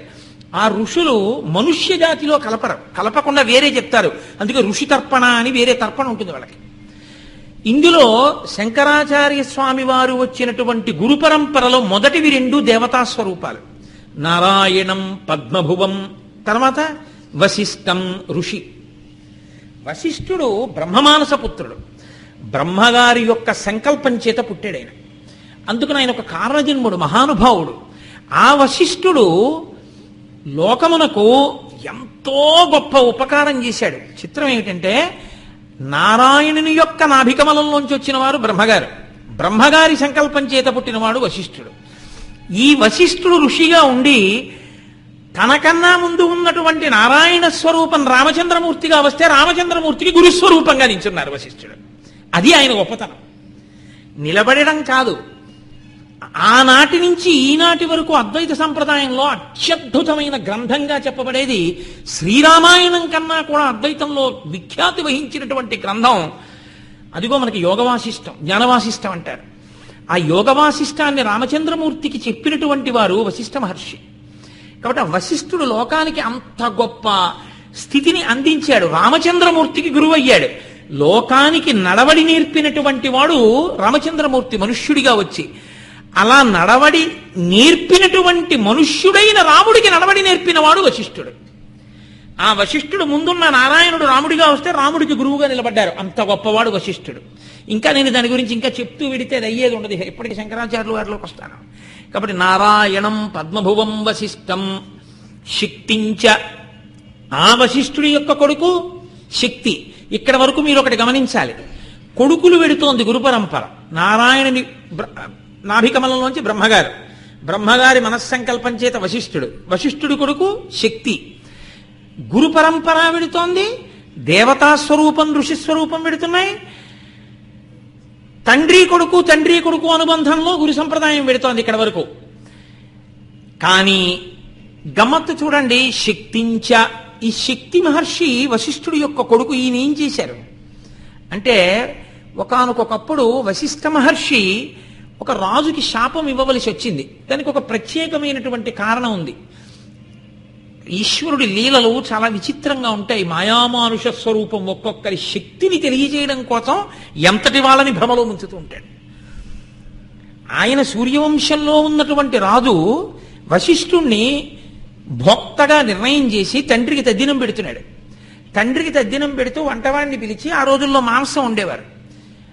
అంటే ఇప్పుడు తినచ్చా అండి, బ్రాహ్మణులు కూడా నడక్కండి, గారె మాత్రమే తినమన్నారు. కలియుగంలో బ్రాహ్మణుడు తినకూడదని చెప్పారు.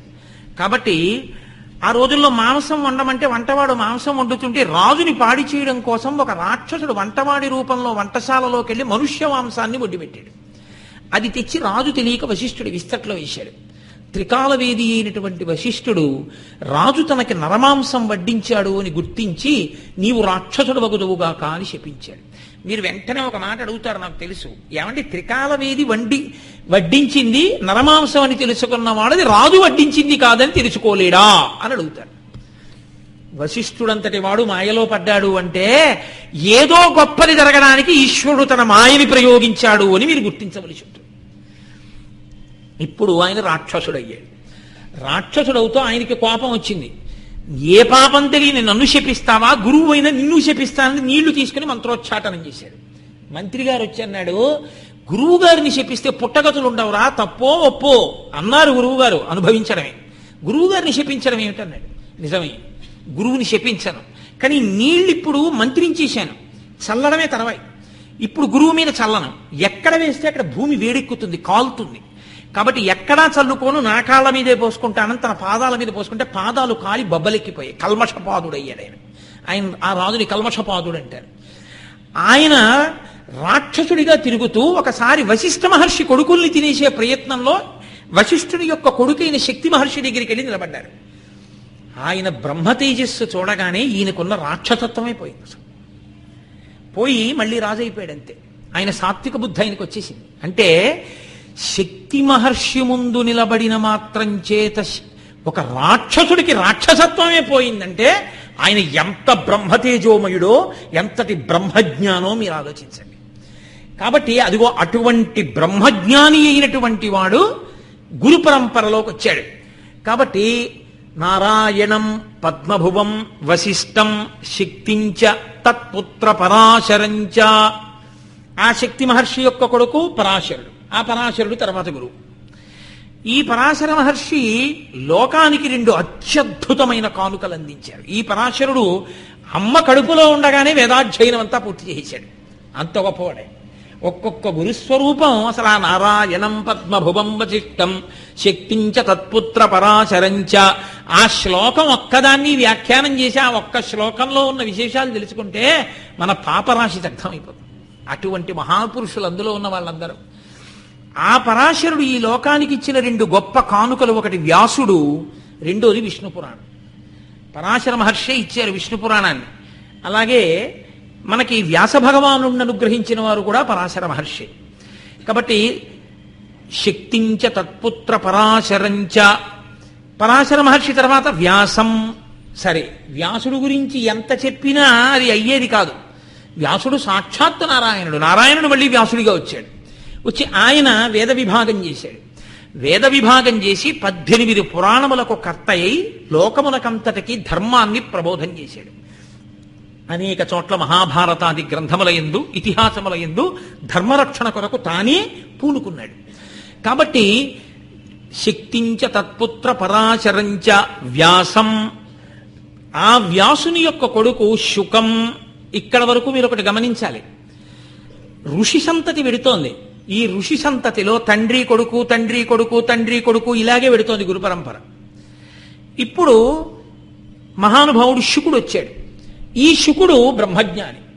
పుట్టుకతోనే ఆయనకి అసలు అమ్మ నాన్న ఏ వ్యామోహం లేదు, అసలు లోకంతో సంగమే లేదు. పుట్టుకతోనే బ్రహ్మజ్ఞాని. ఆయన అపురూపమైన సృష్టి. పరమేశ్వరుడు అప్పుడప్పుడు అజ్ఞానం ఉన్న వాళ్ళని కోట్ల మందిని సృష్టించాను, ఒక్క బ్రహ్మజ్ఞానిని కూడా సృష్టించి చూపిద్దామని సృష్టిస్తే అలా వచ్చిన అపురూపమైన స్వరూపం శుకబ్రహ్మ. ఆయన ఒక ఆవు పాలు పితికినంతసేపు కూడా ఒక ఊళ్ళో ఉండరు. ఎందుకు ఉండరు అంటే అంతకన్నా ఎక్కువసేపు ఉంటే ఆ ఊళ్ళో వాళ్ళతో పరిచయం వస్తుంది. పరిచయం వస్తే మనసులో కెడతారు, ఎందుకు వచ్చిన గొడవని వెళ్ళిపోతారు. ఆయన అంతటి వైరాగ్య సంపన్నుడు, బట్టే కట్టుకోనివాడు. శుకుడు గురించి ఒక మాట చెప్తారు. 5 ఏళ్ల ప్రాయంలో వెళ్ళిపోతున్నాడు అడవిలో. వెనక తండ్రి వ్యాసుడు పుత్రా పుత్రా పుత్రా అని అరుస్తున్నాడు. ఆయన పలకకుండా పరిగెత్తుకుంటూ వెళ్ళిపోతున్నాడు అడవిలో. చెట్లు, చేపలు, కొండలు, పర్వతములు, నదులు, సెలయేళ్లు అన్నీ శుకుడి రూపంలో అరిచాయిట. ఏమి ఏమి ఏమి అని అరిచాయిట. అదేవిడు శుకుడి రూపంలో అవి పలకడం ఏమిటి? మీరు ఒకటి గమనించాలి. పుత్రా పుత్రా పుత్రా అంటున్నది వ్యాసుడు ఒకడే. పుత్రుడికి జవాబు చెప్తున్నది లోకమంతా. బ్రహ్మజ్ఞాని సర్వభూతముల రూపాన్ని పొందేస్తాడు. అంతటా తానైపోతాడు ఆత్మగా. సమస్త పిపీలికాది పర్యంతమనందున్న ఆత్మ తానుగా నిలబడతాడు. ఇక తాను కానిదంటూ ఏది ఉండదు. కాబట్టి ఇప్పుడు ఆయన బదులు అన్నీ చెప్పేసే జవాబు. అంటే అంతటి బ్రహ్మనిష్ట కలిగిన వాడు శుకబ్రహ్మ. అటువంటి మహానుభావుడు వెళ్ళిపోతుంటే అప్సరసలు స్నానం చేస్తున్నారు నీటిలో. వాళ్ళు శుకబ్రహ్మ వెడుతున్నారు అని గబగబా లేచి వచ్చి ఒంటి మీద బట్ట లేకుండా నమస్కారం చేశారు. వెళ్ళిపోయాడు. వెనక వ్యాసుడు వస్తున్నాడు. ఆ వ్యాసుడు కృష్ణాజినం కట్టుకుని ఉన్నాడు. కృష్ణాజినం కట్టుకుని పరిగెడుతున్నాడు పుత్రా పుత్రా అంటూ. వ్యాసుడు వస్తున్నాడు, బట్ట కట్టుకోండి అని వీళ్ళందరూ బట్ట కట్టుకుని నమస్కారం చేశారు. వ్యాసుడు ఆగి అన్నాడు, నేను వృద్ధుణ్ణి, నన్ను చూసి బట్ట కట్టుకున్నారు. నా వాడు కొడుకు చిన్నవాడు, వాణ్ణి చూసి బట్ట కట్టుకోకుండా నమస్కారం చేశారు. ఎందుకు అలా చేశారని అడిగారు. నీ కొడుక్కి బ్రహ్మం ఒక్కటే తెలిసి ఇంకొకటి తెలియదు. నీకు బ్రహ్మము కాకుండా చాలా తెలుసు, అందుకే నీకు నమస్కారం చేయలేదన్నారు. వ్యాసుడి కన్నా వ్యాసుడు కడుపున పుట్టిన శుకుడు అంత గొప్పవాడు. ఆయన ఆ పరంపరలో ఉన్న గురువు. అంటే అసలు ఎటువంటి గురు పరంపర మీరు ఆలోచించండి. అది అటువంటి గురు పరంపర. అందుకే ఆ పరంపర పేరు చెప్పి నమస్కరిస్తే చాలు, తరించిపోతాం. కాబట్టి వ్యాసం శుకం గౌడపాదం ఇక్కడ మారిపోయింది. శుకుడి కొడుకు గురువు అయ్యాడని లేదు గురు పరంపర. ఇక్కడ వరకు కొడుకులు గురు పరంపరలో వచ్చారు అని చెప్పచ్చు. కానీ శుకం తర్వాత వచ్చిన గౌడపాదం మహాంతం, మహాత్ముడైనటువంటి గౌడపాదుడు. ఈ గౌడపాదుడు గురు పరంపరలోకి వచ్చారు. మనం ఇక్కడ నుంచి సాధారణంగా ఏమంటామంటే గౌడపాద భగవత్పాదులు, గోవింద భగవత్పాదులు, శంకర భగవత్పాదులు అంటాం. అలా అనడానికి ఒక కారణం ఉంది. మనందరం మనుష్య శరీరమును పొందినటువంటి వాళ్ళ యొక్క గొప్ప ప్రయోజనం ఏమిటంటే భగవంతుని యొక్క పాదములు పట్టుకోవడం. భగవంతుని పాదములు పట్టుకోవడానికి నిచ్చెన ఒకటి దొరకాల. నిచ్చెనెక్కితే ఆ పాదములు దొరుకుతాయి. ఏ నిచ్చెన పట్టుకుంటే ఆ పాదములు దొరుకుతాయో అటువంటి పాదములు, ఏ పాదములు నిచ్చెనగా ఉన్నాయో, ఏ పాదములు పట్టుకుంటే భగవంతుని పాదములు దొరుకుతాయో ఆ పాదములను భగవత్పాదులని పిలుస్తారు. శంకర భగవత్పాదులు అంటే శంకరుల పాదములు పట్టుకుంటే నువ్వు భగవంతుని పాదములు పట్టేసుకుంటావు. గోవింద భగవత్పాదులు, గోవింద భగవత్పాదుల పాదములు పట్టుకుంటే భగవంతుని పాదాలు దొరుకుతాయి. గౌడ భగవత్పాదులు, గౌడ భగవత్పాదుల పాదములు పట్టుకుంటే నీకు భగవంతుడి పాదములు దొరికేస్తాయి. భగవంతుడి పాదములు అందేటట్టు చెయ్యగలిగిన పాదములు కలిగినటువంటి మహాపురుషుడు కాబట్టి ఆయన భగవత్పాదులని పిలుస్తాం. అందుకని శంకర భగవత్పాదులు. అక్కడికి వచ్చేటప్పటికి శుకం, తర్వాత గౌడపాదం, గౌడపాదులు వచ్చారు. ఎవరి గౌడపాదులు? ఆయనకి అసలు గౌడ అనేది దేశ సంబంధం. ఆయన పేరు ఏమిటో తెలియదు. ఎలా వచ్చారు మరి అంటే ఇక్కడ చాలా పెద్ద చమత్కారమే జరిగింది. శంకరాచార్య స్వామి వారి అవతారం రావడానికి ఎంత పెద్ద పునాది పడిందో చూడండి. ఎంత పెద్ద పునాది పడితే తప్ప శంకరులనే మహాహర్మ్యం కట్టడం కుదరదు. పతంజలి అని ఒక మహానుభావుడు, శ్రీ మహావిష్ణువు ఒకానొకప్పుడు కూర్చుని మంచి సంతోషాన్ని పొందారు. అద్వైత స్థితి అంటారు. గొప్ప ఆనందం పొందుతున్నారు ఆయన. ఆనందం పొందుతుంటే ఆయన కూర్చునేది, పడుకునేది, ఆయన గొడుగ్గా పట్టుకునేది శేషుడు కదా. ఆ శేషుడు అన్నాడు, మహానుభావ బరువెక్కిపోయావు, మొయ్యలేకపోతున్నాను, ఎందుకింత బరువెక్కావు అని అడిగాడు. అడిగితే విష్ణు అన్నారు, శివుడి నర్తనం నా హృదయంలో చూస్తున్నాను, శివుడు నర్తిస్తున్నాడు నా గుండెల్లో. శివుడు నా గుండెల్లో నర్తిస్తున్న కారణం చేత నా బరువు నువ్వు మొయ్యలేకపోయావు శేషా అన్నారు.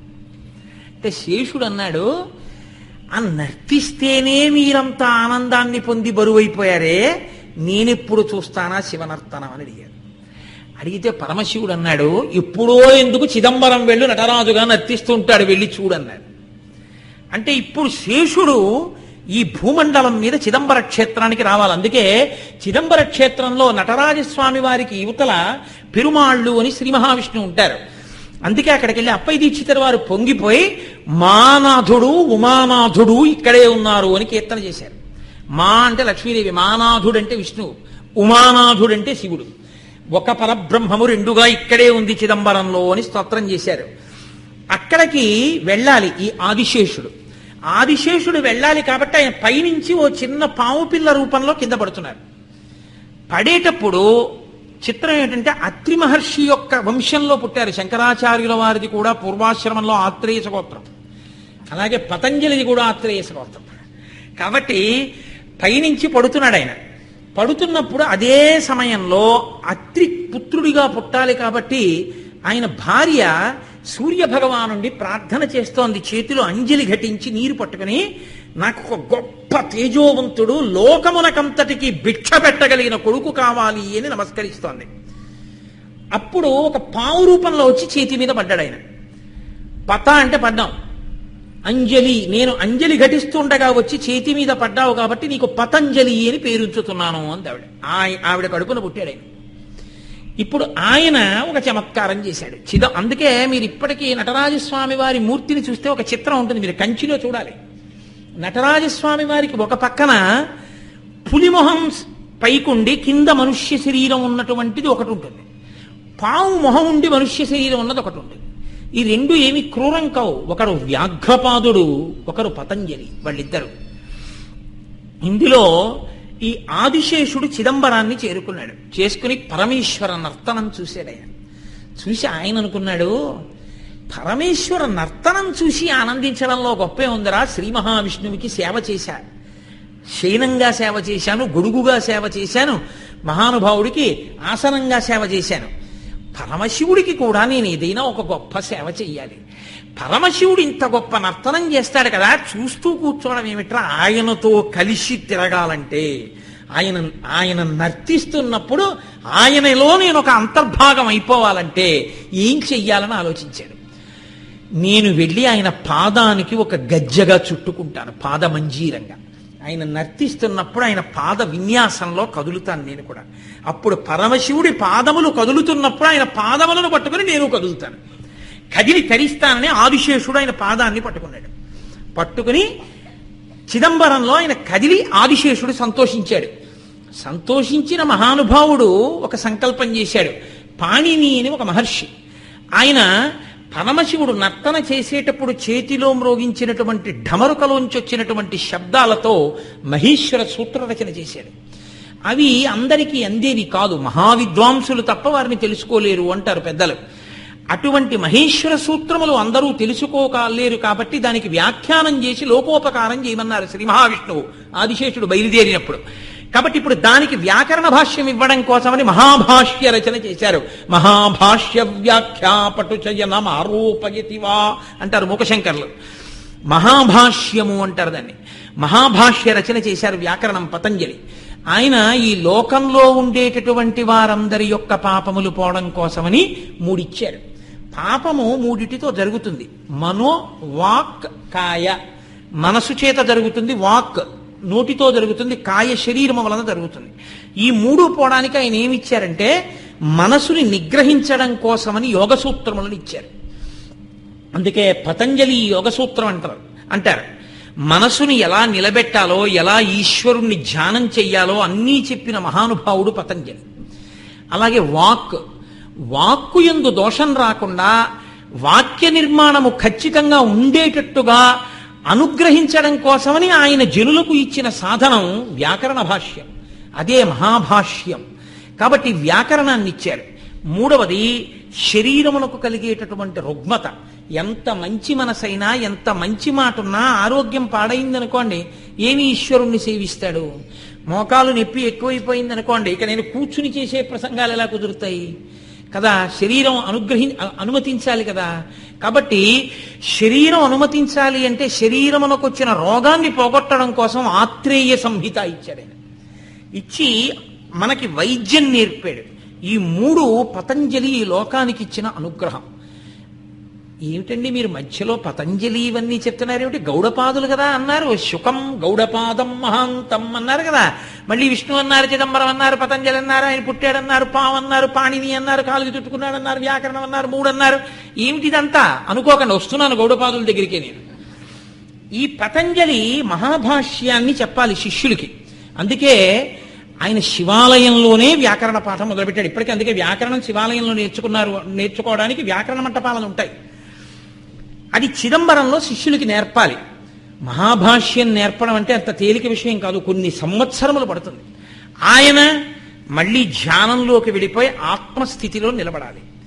అందుకని ఈ పాఠం చెప్పడం చాలా కాలం పడుతుంది. శిష్యులకి ఎంతకాలం చెప్తాను? అందుకని 1000 మంది శిష్యుల్ని పిలిచి ఆయన ఒక 2 నియమాలు పెట్టారు. మీ అందరూ చుట్టూ కూర్చోండి 1000 మంది, నేను మధ్యలో కూర్చుంటాను. కానీ మీకు నేను కనపడను, నాకు మీరు కనపడరు. కనపడనటువంటి ఒక పెద్ద తెర చుట్టూ కట్టేస్తాను. 1000 మంది శిష్యులు చుట్టూ ఉంటారు కదా, ఆయన ఆదిశేషుడు కదా, 1000 పడగలతో 1000 తలలతో ఒక్కొక్క శిష్యుడు ఎదురుగుండా పాఠం చెప్పేస్తూ ఉంటాను. కానీ శేషుడు చెప్తున్నాడని శిష్యులకి తెలియదు. కాబట్టి మీరు మాత్రం తెర ఎత్తకూడదు. తెర ఎత్తారో ఉపద్రవం వస్తుంది. ఆదిశేషుడు యొక్క గాలి, అది ఆ విషపు గాలికి భస్మం అయిపోతారు. కాబట్టి తెర ఎత్తకూడదు. గురువుగారు లోపల కూర్చుని పాఠం చెప్తున్నారు కదా, ఆ పడగ ఆ తల ఎదురుగుండా ఉన్నవాడు వినకుండా ఎక్కడికన్నా వెళ్ళిపోతే గురువుగారికి ఏం తెలుస్తుందిలే అని వెళ్ళిపోతారేమో పాఠం వినకుండా. అలా వెళ్ళిపోయినవాడు బ్రహ్మరాక్షసుడు అవుతాడు. తెర ఎత్తకూడదు, తరగతి గది విడిచిపెట్టకూడదు. 2 నియమాలు పెట్టి లోపల కూర్చుని ఆయన 1000 తలలతో పాఠం చెప్తున్నారు. అబ్బో అద్భుతంగా 1000 మంది శిష్యులు నేర్చేసుకుంటున్నారు. తొందరగా పాఠం అయిపోతుంది. ఒక రోజున ఒక పిల్లాడు ఉన్నాడు. ఏదో లెక్కలంటే విసుగున్న పిల్లలు ఉంటారు, అలాగే వ్యాకరణం అంటే సూత్రాలు అవి బాగా శ్రద్ధతో వినాలి. వాడికి పాపం అసలే కొంచెం మందమతి. వాడు ఎక్కడో గౌడదేశం నుంచి వచ్చాడు ఆయన. గౌడదేశం అంటే మన ఇప్పుడైతే బెంగాల్, పశ్చిమ బెంగాల్, కలకత్తా ప్రాంతం, అక్కడి నుంచి వచ్చాడు. ఆయనకి సంస్కృతంలో చెప్తున్న పాఠం తొందరగా తలకెక్కేది కాదు. అబ్బో ఇదంటారు అదంటారు, ఆ వ్యాకరణం ఏమిటో, ఆ సూత్రాలు ఏమిటని ఆ గురువు గారు చూసి వచ్చారు. ఇట్లా కాసేపు అలా బయటికి పోయొద్దాం, కాస్త మనకి ఈ సేద తీరుదామని ఆయన చల్లగాలి పీల్చొద్దామని బయటికి వెళ్ళిపోయాడు. ఈ మిగిలిన 999 మంది శిష్యుల్లో ఒకడు ఏం చేశాడంటే, ఒరే ఒక్క గురువు గారు చుట్టూ కూర్చోబెట్టిన 1000 మందికి నాల నుంచి పాఠం ఎలా చెప్పేస్తున్నారా? తీరా బయటికి వెళ్ళిన తర్వాత వాడేమో నాకు ఇది చెప్పాడంటారు, నేనేమో ఇది చెప్పానంటాను, ఇది ఇంతమందికి ఎలా చెప్పేస్తున్నారు పాఠం గురువు గారు, ఓసారి చూడవలసిందే అని వాడు ఉత్కంఠ పట్టలేక మెల్లిగా తెరపైకెత్తి చూశాడు. చూసేటప్పటికి విషపు గాలి పైకొచ్చి 900 మంది శిష్యులు 999 బూడిద కుప్పలై పడిపోయారు. ఆ లోపల ఉన్న శేషుడు పతంజలి అన్న పేరుతో ఉన్నాడు ఆయన. ఆయన తెరపైకెత్తి చూశాడు. ఎవరు పలకట్లేదు శిష్యులు. చూసేటప్పటికి 999 బూది కుప్పలు ఉన్నాయి. ఆయన విచారంగా కూర్చున్నాడు. అయ్యో నేను ఒకందుకు వేగంగా పాఠం చెప్దాం అనుకుంటే వీళ్ళు 999 మంది చచ్చిపోయారా, ఎంత ఉపద్రవం వచ్చింది అని కూర్చున్నాడు. కూర్చుని బాధపడుతుంటే ఆ ఒక్కడు లోపలికి వచ్చాడు. ఉరే నువ్వు ఒక్కడివైనా బతుకున్నావురా, చాలా సంతోషం, రా రా రా రా అన్నారు. అని నువ్వు ఎందుకు వెళ్ళిపోయావురా అన్నారు. అయ్యా నాకు పాఠం తలకెక్కట్లేదండి, తలకాయని ఎప్పిగా ఉండి వెళ్ళిపోయాను అన్నాడు. అని అయ్యా వెళ్ళిపోయిన వాడు బ్రహ్మరాక్షసుడు అవుతాడన్నారు, నేను ఇప్పుడు అయిపోతానా ఏమన్నాడు. వాడు ఖచ్చితంగా అయిపోతావు, గురువుగారి మాట అవ్వకుండా ఎలా ఉంటుంది, గురువుగారు అన్నారంటే అవ్వాల్సిందే, కాబట్టి అయిపోతావు బ్రహ్మరాక్షసుడివి. కానీ ఊరే ఇంత పాఠం చెప్పిన 999 మంది చచ్చిపోయారు, నీ సగం నేర్చుకున్న నువ్వు బ్రహ్మరాక్షసుడు అయిపోతున్నావు. కాబట్టి ఇంకా మళ్ళీ కొత్తగా శిష్యుల్ని కూర్చోబెట్టుకుని పాఠం చెప్పి వాళ్ళందరికీ మహాభాష్య ప్రచారం చేసిన తర్వాత నేను ఎప్పటికీ తరించను, నేనెప్పుడు ఆత్మస్థానంలో కూర్చోను. ఇది కుదిరేలా కనపట్టలేదు. కాబట్టి ఒక పని చేస్తాను, నేను నా అనుగ్రహంతో నా దగ్గర ఉన్న మహాభాష్యాన్నంతటినీ కూడా కేవలము దృష్టిపాతంతో చూపు చేత నీకు ఇచ్చేస్తాను. ఒక జీవితం మొత్తం మీద ఒక్క శిష్యుడికి మాత్రమే ఒక్కసారి అలా ఇచ్చారు తప్ప అలా అస్తమానం అందరినీ కూర్చోబెట్టుకుని అలా ఇచ్చేస్తూ ఉంటారు అవతార ప్రయోజనాల్లో. ఎప్పుడో అవతార పురుషులైనటువంటి వారు మాత్రమే ఎక్కడో ఎవరో ఒక్క శిష్యుడికి అవసరాన్ని బట్టి అలా అనుగ్రహిస్తారు. కాబట్టి అలా అనుగ్రహించాడు పతంజలి. అనుగ్రహిస్తే ఆయనకి మహాభాష్యం అంతా వచ్చేసి బ్రహ్మరాక్షసుడు అయిపోతున్నానండి అంటూ బ్రహ్మరాక్షసుడు అయిపోయాడు. బ్రహ్మరాక్షసుడు అంటే ఏమిటండి అని మీరేం ఆశ్చర్యపోకండి. బ్రహ్మరాక్షసుడు ఎవరవుతారో తెలుసా? వేదం బాగా చదువుకుని శాస్త్రం బాగా చదువుకుని ఈ రెండు పక్కన పెట్టేసి దారి దొంగతనాలు చేయడం తప్పుడు పనులు చేయడం చేసిన వాడే బ్రహ్మరాక్షసుడు అవుతాడు. కాబట్టి ఇప్పుడు ఆయన బ్రహ్మరాక్షసుడు అయిపోయాడు. మరి ఇప్పుడు మహాభాష్య ప్రచారం ఎలా జరుగుతుంది? అందుకని పతంజలి అన్నారు, ఒక పని చెయ్యి, ఉత్తర భారతదేశంలో ఉన్న వాళ్ళందరూ చిదంబరం వస్తూ ఉంటారు మహాభాష్యం నేర్చుకోవడానికి నా దగ్గరికి. ఇక్కడ వేదం చదువుకున్న వాళ్ళందరూ ఉత్తర భారతదేశం వెళ్ళిపోతుంటారు. అవతల నుంచి వచ్చేవాళ్ళు, యువతల నుంచి వెళ్లేవాళ్ళు, వేదం చదువుకున్న వాళ్ళు అందరూ తిరుగాడేటటువంటి ప్రదేశం నర్మదా నదీ తీరంలో ఉన్నటువంటి ఒక పెద్ద వటవృక్షం. అక్కడ 4 దారుల కూడలి ఉంది. అక్కడే వేదం చదువుకున్న వాళ్ళు, వ్యాకరణం చదువుకునే వాళ్ళు కలుసుకుంటారు. అక్కడ ఉన్న రావి చెట్టు మీద కూర్చో. వచ్చిన ప్రతి వేద పండితుణ్ణి నేను నీకు కొన్ని ప్రశ్నలు చెప్తాను, ఆ ప్రశ్నలు వేయి. సరి అయిన జవాబు చెప్తే వాడికి మహాభాష్యం నేర్పు. వాడు మహాభాష్యం నేర్చుకుంటాడు, నీ బ్రహ్మరాక్షసత్వం పోతుంది. పోయిన తర్వాత తపస్సు చేసుకో. నీకు అలాంటి శిష్యుడు దొరకనంత కాలం నీ ప్రశ్నకి జవాబు చెప్పకపోతే వాడిని నువ్వు తినేస్తుంటాడు. అంటే ఈయన వటవృక్షం ఎక్కి కూర్చున్నాడు. నర్మదా నదీ తీరంలో వటవృక్షం మీద కూర్చుని వచ్చే పోయే పండితులందరినీ మిమ్మల్ని ప్రశ్న అడుగుతానని అడిగేవాడు. వాళ్ళు పాపం తెల్లమొహం వేసేవారు, వేయగానే వాళ్ళని తినేస్తుండేవాడు. అలా కొన్ని సంవత్సరాలు అయిపోయింది. ఆ ప్రశ్నకి జవాబు చెప్పేవాడు దొరకలేదు. చూసి చూసి చూసి చూసి చూసి చూసి పతంజలి అనుకున్నారు వీడికి మహాభాష్యం ఇచ్చాడు, ఈ మహాభాష్యం పుచ్చుకునేవాడు దొరకట్లేదు.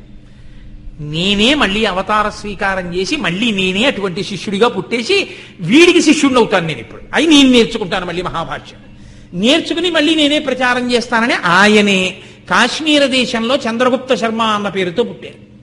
పుట్టి అయితే పుట్టడం అంటే పుట్టారు కానీ అప్పటికి మహాభాష్యం మళ్ళీ జ్ఞాపకంలో ఉండదు, ఎందుకంటే ఉపాధి విడిచిపెట్టేశారు. ఇప్పుడు మళ్ళీ గురుముఖత నేర్చుకోవాలి. ఈ వటవృక్షం దగ్గరికి వచ్చారు.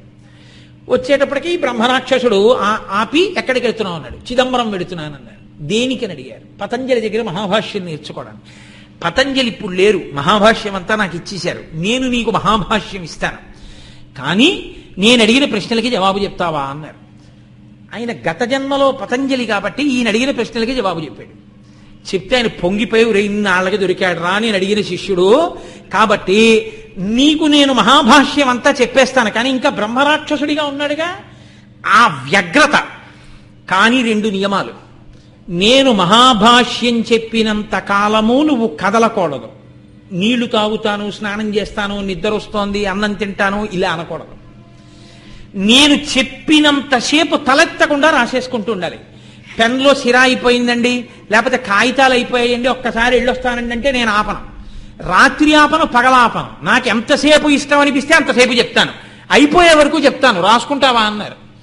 అంటే విద్యార్థి అంటే ఎంత తాపత్రయం ఉండాలో చూడండి. ఆ చంద్రగుప్త శర్మ అన్నాడు నేను అలాగే నేర్చుకుంటాను అన్నాడు. అంటే ఆయన అన్నాడు కింద కూర్చుని చెప్పను, చెట్టు మీద కూర్చుని చెప్తాను, నువ్వు కొమ్మ మీద కూర్చుని వినండి. అమ్మ బాబోయ్ అలాగా, సరే పదండి అన్నారు. ఆయన చెట్టు ఎక్కారు, ఈయన చెట్టు ఎక్కారు. బ్రహ్మరాక్షసుడు కూర్చున్నాడు, ఈయన ఓ కొమ్మ మీద కూర్చున్నాడు. మొదలు పెడుతున్నాను పాఠం, రాసుకో అన్నాడు. రాసుకో అంటే తెచ్చుకున్న కాగితాలు అయిపోతే, అందుకని ఆయన ఏం చేశాడంటే ఓ పెద్ద సంచి ఒకటి విరాలాడగట్టి చెట్టుకి ఆయన భాష్యం చెప్తుంటే ఒక సూది కొమ్మ ఒకటి తీసుకుని తొడ కొయ్యడం, ఆ పుల్ల ముక్క నిత్తుట్లో ముంచడం, రావేకుల మీద రాయడం, సంచిలో పడేయడం. తలెత్తకుండా 14 రోజులు రాశాడు మహాభాష్యాన్ని. 14 రాత్రులు 14 పగళ్ళు రాసుకున్నాడు. రాసుకుని సంచి నిండా నింపాడు. నెత్తురంతా కారిపోయింది. మనుష్యుడు ఆకలి దాహం బడలిపోయాడు. అయిపోయింది అబ్బాయి, నీకు మహాభాష్యం అంతా ఇచ్చేశాను, చదువుకో, ఇప్పటికే నీకు చాలా వచ్చేసింది అన్నాడు. గురువుగారు కటాక్షించారండి అనలేక నీరసంగా అన్నాడు. పాపం అన్న తర్వాత ఆయన ఎప్పుడైతే మహాభాష్యం ఇచ్చేశాడో ఆయన శాపం పోయింది. ఆయన మామూలు స్థితిని పొందేశాడు. గౌడ దేశం నుంచి వచ్చి చదువుకున్నవాడు మందమతి కాబట్టి ఆయన్ని గౌడుడు అనేవారు. పేరు కూడా తెలియదు, పెద్ద తెలివి తక్కువ వాడరా, బెంగాల్ నుంచి వచ్చాడనడానికి గౌడుడు అంటుండేవారు. ఈ గౌడుడన్న పేరే ఆయనకు ఉండిపోయింది బ్రహ్మరాక్షసత్వం తర్వాత కూడా.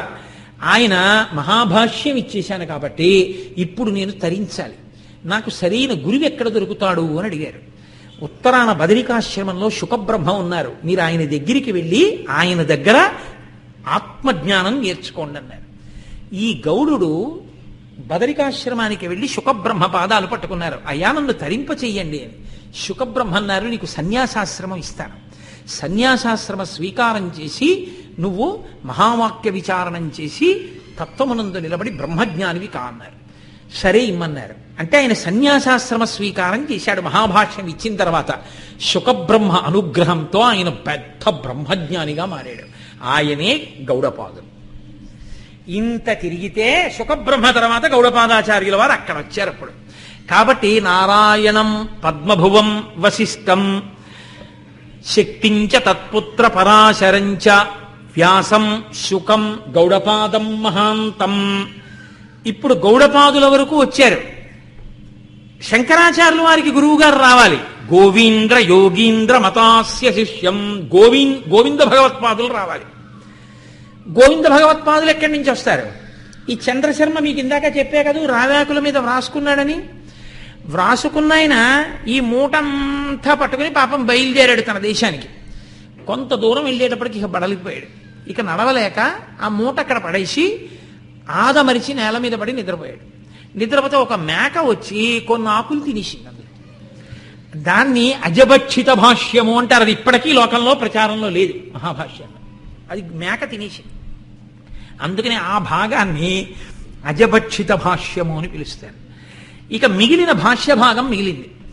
ఎక్కడ ఇది పోతుందో, ఎవరైనా మనుష్యులు ఇల్లు కనపడే వరకు దీన్ని ఈడుచుకుపోదామని పాపం అలాగే పట్టుకుని తీసుకెళ్లి ఆ మూట ఒక వైశ్యుల ఇంట్లో పెట్టి, అయ్యా నేను పడుకుంటాను లేపకండని పడుకుని నిద్రపోయాడు.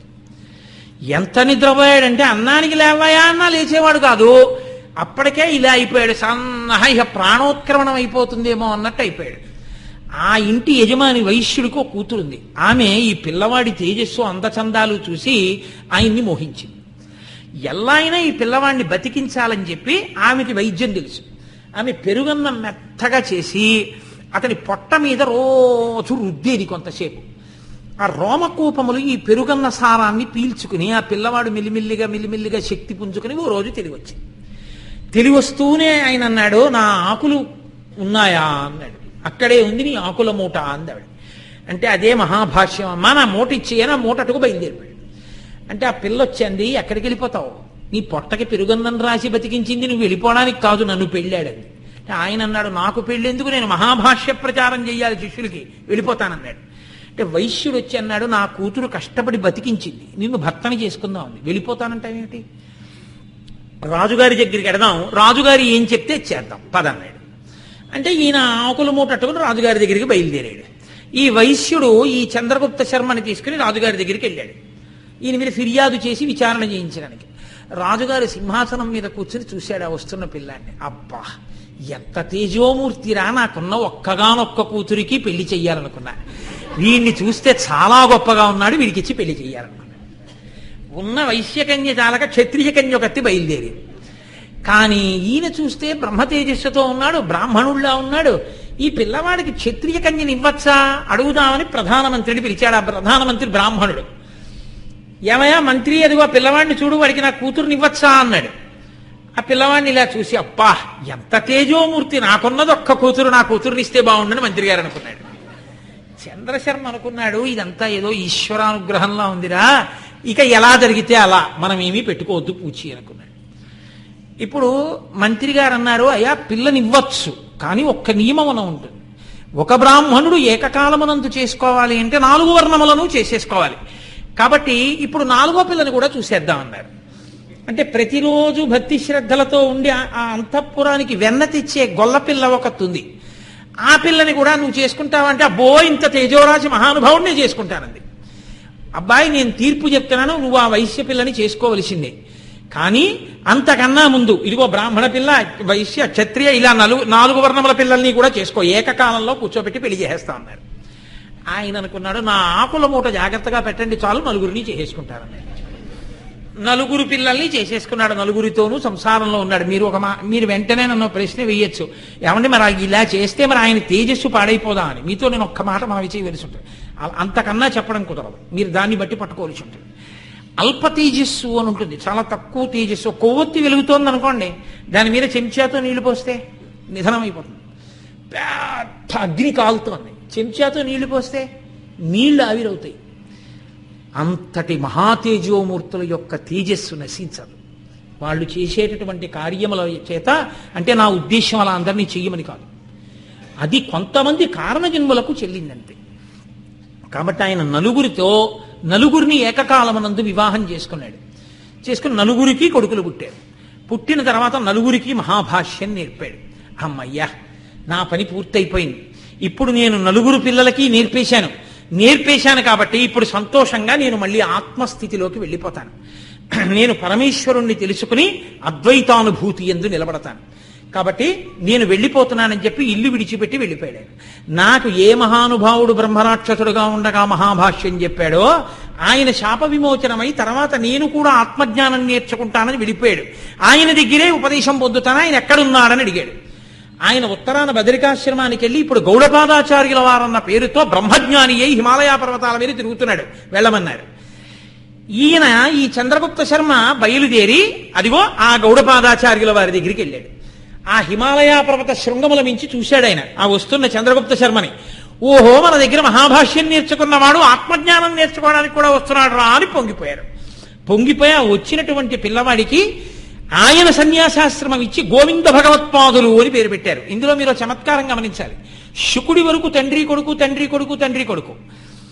శుకుడి దగ్గర నుంచి ఇక ఋషి సంప్రదాయం కాదు, మనుష్యులు కానీ సన్యాసులు, సన్యాసాశ్రమం గురువుల్లోకి వచ్చారు. గౌడపాదాచార్యుల వారు, గోవింద భగవత్పాదాచార్యుల వారు. ఇప్పుడు గౌడపాదాచార్యుల వారు ఈ చంద్రగుప్త శర్మకి సన్యాసాశ్రమం ఇచ్చి మహావాక్యాలను ఉపదేశం చేసేటప్పుడు గోవింద భగవత్పాదులు అని పేరు పెట్టారు. ఇప్పుడు గోవింద భగవత్పాదులు అన్న పేరుతో ఆయన బ్రహ్మజ్ఞాని అయ్యారు. అయిన తరువాత గౌడపాదాచార్యుల వారు, శుకాచార్యుల వారు కలిసి, వ్యాసాచార్యుల వారు కలిసి మహానుభావుడైనటువంటి గోవింద భగవత్పాదులతో ఒక మాట చెప్పారు. పరమశివుడు అవతార స్వరూపంగా దిగుతున్నాడు భూమి మీదకి. అవైదికమైపోతోంది భూమండలమంతా. ఈ వైదిక మతాన్ని నిలబెట్టడం కోసమని పరమేశ్వరుడు సన్యాసాశ్రమ స్వీకారం చేసి వస్తున్నాడు. ఎంత తొందరగా వస్తున్నాడో తెలుసా? బ్రహ్మచారిగా కూడా ఆయన ఎక్కువ కాలం ఉండట్లేదు, అంత త్వరగా వస్తున్నాడు. అటువంటి మహానుభావుడు సశాస్త్రీయ సన్యాస స్వీకారం కోసమని, గురువు గారిని స్వీకరించడం కోసమని ఎక్కడో దక్షిణ దేశంలో కాలడీలో పుట్టి అక్కడి నుంచి బయలుదేరి ఉత్తర దిక్కున ఉన్నటువంటి బదరకాశ్రమానికి వచ్చేంత వరకు కూర్చుంటే ఆయనకి సమయం కొంత వృధా అవుతుంది. కాబట్టి మనం ముందుకెడదాం, ఆయన ముందుకు వస్తాడు. తొందరగా శంకరుల్ని కలుసుకుని అనుగ్రహించాలి. పైకి గురుస్వరూపంతో, ఆంతరమనందు ఆయనకి గురువై మనం తరించాలి. కాబట్టి రండి, వెంటనే గోవింద భగవత్పాద, నువ్వు శంకర భగవత్పాదులను అనుగ్రహించాలి. కాబట్టి నువ్వు ముందుకు నడు. నువ్వు ఏ రావి చెట్టు కింద ఆ బ్రహ్మరాక్షస స్వరూపంతో ఉండగా గౌడపాదాచార్యుల వారిని కలుసుకున్నావో, ఏ చెట్టు మీద నువ్వు మహాభాష్యం నేర్చుకున్నావో అక్కడ నర్మదా నది ఒడ్డున ఉన్నటువంటి గుహలోనే కూర్చునుండు, శంకర భగవత్పాదులు వస్తారు. ఇప్పుడు గోవింద భగవత్పాదులు బదరికాశ్రమం నుంచి బయలుదేరి గోవింద భగవత్పాదులు ఆ గుహలోకి వెళ్ళి కూర్చున్నారు. శంకర భగవత్పాదుల యొక్క అవతారం రావాలి. వచ్చి ఆయన గబగబా 8వ 7 వచ్చేటప్పటికీ గోవింద భగవత్పాదుల దగ్గరికి వచ్చేయాలి. సన్యాసాశ్రమ స్వీకారము కొరకు అక్కడికి వచ్చి మహానుభావుడు మళ్ళీ లోకాన్నంతటినీ ఉద్ధరించి వైదిక మతాన్ని నిలబెట్టడం కొరకు. కాబట్టి ఇప్పుడు ఆయన ముక్తామౌనం వటవిటపినో మూలతో నిష్పతంతి శంభోర్మూర్తిశ్చరతి భువనే శంకరాచార్య రూపా. ఇప్పుడు ఆయన ఇక్కడికి రావాలి భూమి మీదకి అంటే పరమశివుడికి 2 నియమాలు పూర్తయితే కానీ ఆయన రాడు. ఎందుకని? ముక్తామౌనం వటవిటపినో మూలతో నిష్పతంతి. ఆయన మౌనాన్ని విడిచిపెట్టేయాలి, వటవృక్షపు ఛాయని విడిచిపెట్టేయాలి, ఈ భూమండలం మీదకి వచ్చి తిరగాలి సన్యాసిగా. ఇలా రావాలి అంటే అందుకే వేదం నమ కపర్దినీ చ వ్యుక్త కేశాయ చ అంటుంది. జటాజూటం పెట్టుకున్న శివుడు బోడిగుండుతో ఉన్న శివుడిగా రావాలి. బోడిగుండుతో ఉన్న శివుడే శంకర భగవత్పాదుడు, జటాజూతంతో ఉన్న శివుడే పరమేశ్వరుడు. ఆ పరమశివుడు ఈ శంకరుడిగా రావాలి భూమి మీదకి. రావాలి అంటే 2 నియమాలు పూర్తవ్వాలి. ఒకటి, ఈ భూమండలం మీద వైదిక మతం నశించిపోతోందని ముందు వచ్చి చెప్పవలసినటువంటి వాళ్ళు దేవతలు. ఎందుకు చెప్పాలి అంటే దేవతలకు అన్నం దొరకదు. వైదిక మతం నశించిపోయింది అనుకోండి, యజ్ఞయాగాది క్రతువులు ఉండవు. యజ్ఞయాగాది క్రతువులు పోతే హవిస్సు ఉండదు, హవిస్సే వాళ్ళు తింటారు. కాబట్టి వాళ్ళకి అన్నం ఉండదు. అయ్యా మాకు అన్నం దొరకట్లేదు, నీరసపడిపోతున్నాం, ఎవరు యజ్ఞం చేయట్లేదు, యాగం చేయట్లేదని మొట్టమొదట వచ్చి చెప్పవలసినటువంటి వాళ్ళు దేవతలు. కాబట్టి దేవతలు వచ్చి చెప్పాలి. 2, పరమేశ్వరుడి మీద అంత నమ్మకంతో మాకు భగవంతుడు కొడుకునివ్వాలని నమ్ముకున్నటువంటి ఒక గొప్ప దంపతులు ఒకరు కొడుకు గురించి పరమశివుణ్ణి స్తోత్రం చేసినటువంటి దంపతులు ఉండాలి. అక్కడికి వెళ్ళాలి, వీళ్ళ యొక్క ప్రార్థన చేత కదలాలి. ఈ 2 జరిగితే కానీ శంకరుడు కదలడానికి లేదు. అవతారం రావడానికి ఎంత పెద్ద బిగింపు నడిచిందో చూడండి. ఇప్పుడు దేవతలందరూ వెళ్ళారు దక్షిణామూర్తి దగ్గరికి. వెళ్ళి అయ్యా యజ్ఞం లేదు, యాగం లేదు, మంత్రం లేదు, అవైదికమైనటువంటి వాదనలు ప్రబలిపోయి ఆకర్షణీయమైనటువంటి సిద్ధాంతాల్ని ప్రచారం చేస్తున్నారు, శూన్యవాద ప్రచారం చేస్తున్నారు, యజ్ఞమేమిటి హింస అంటున్నారు.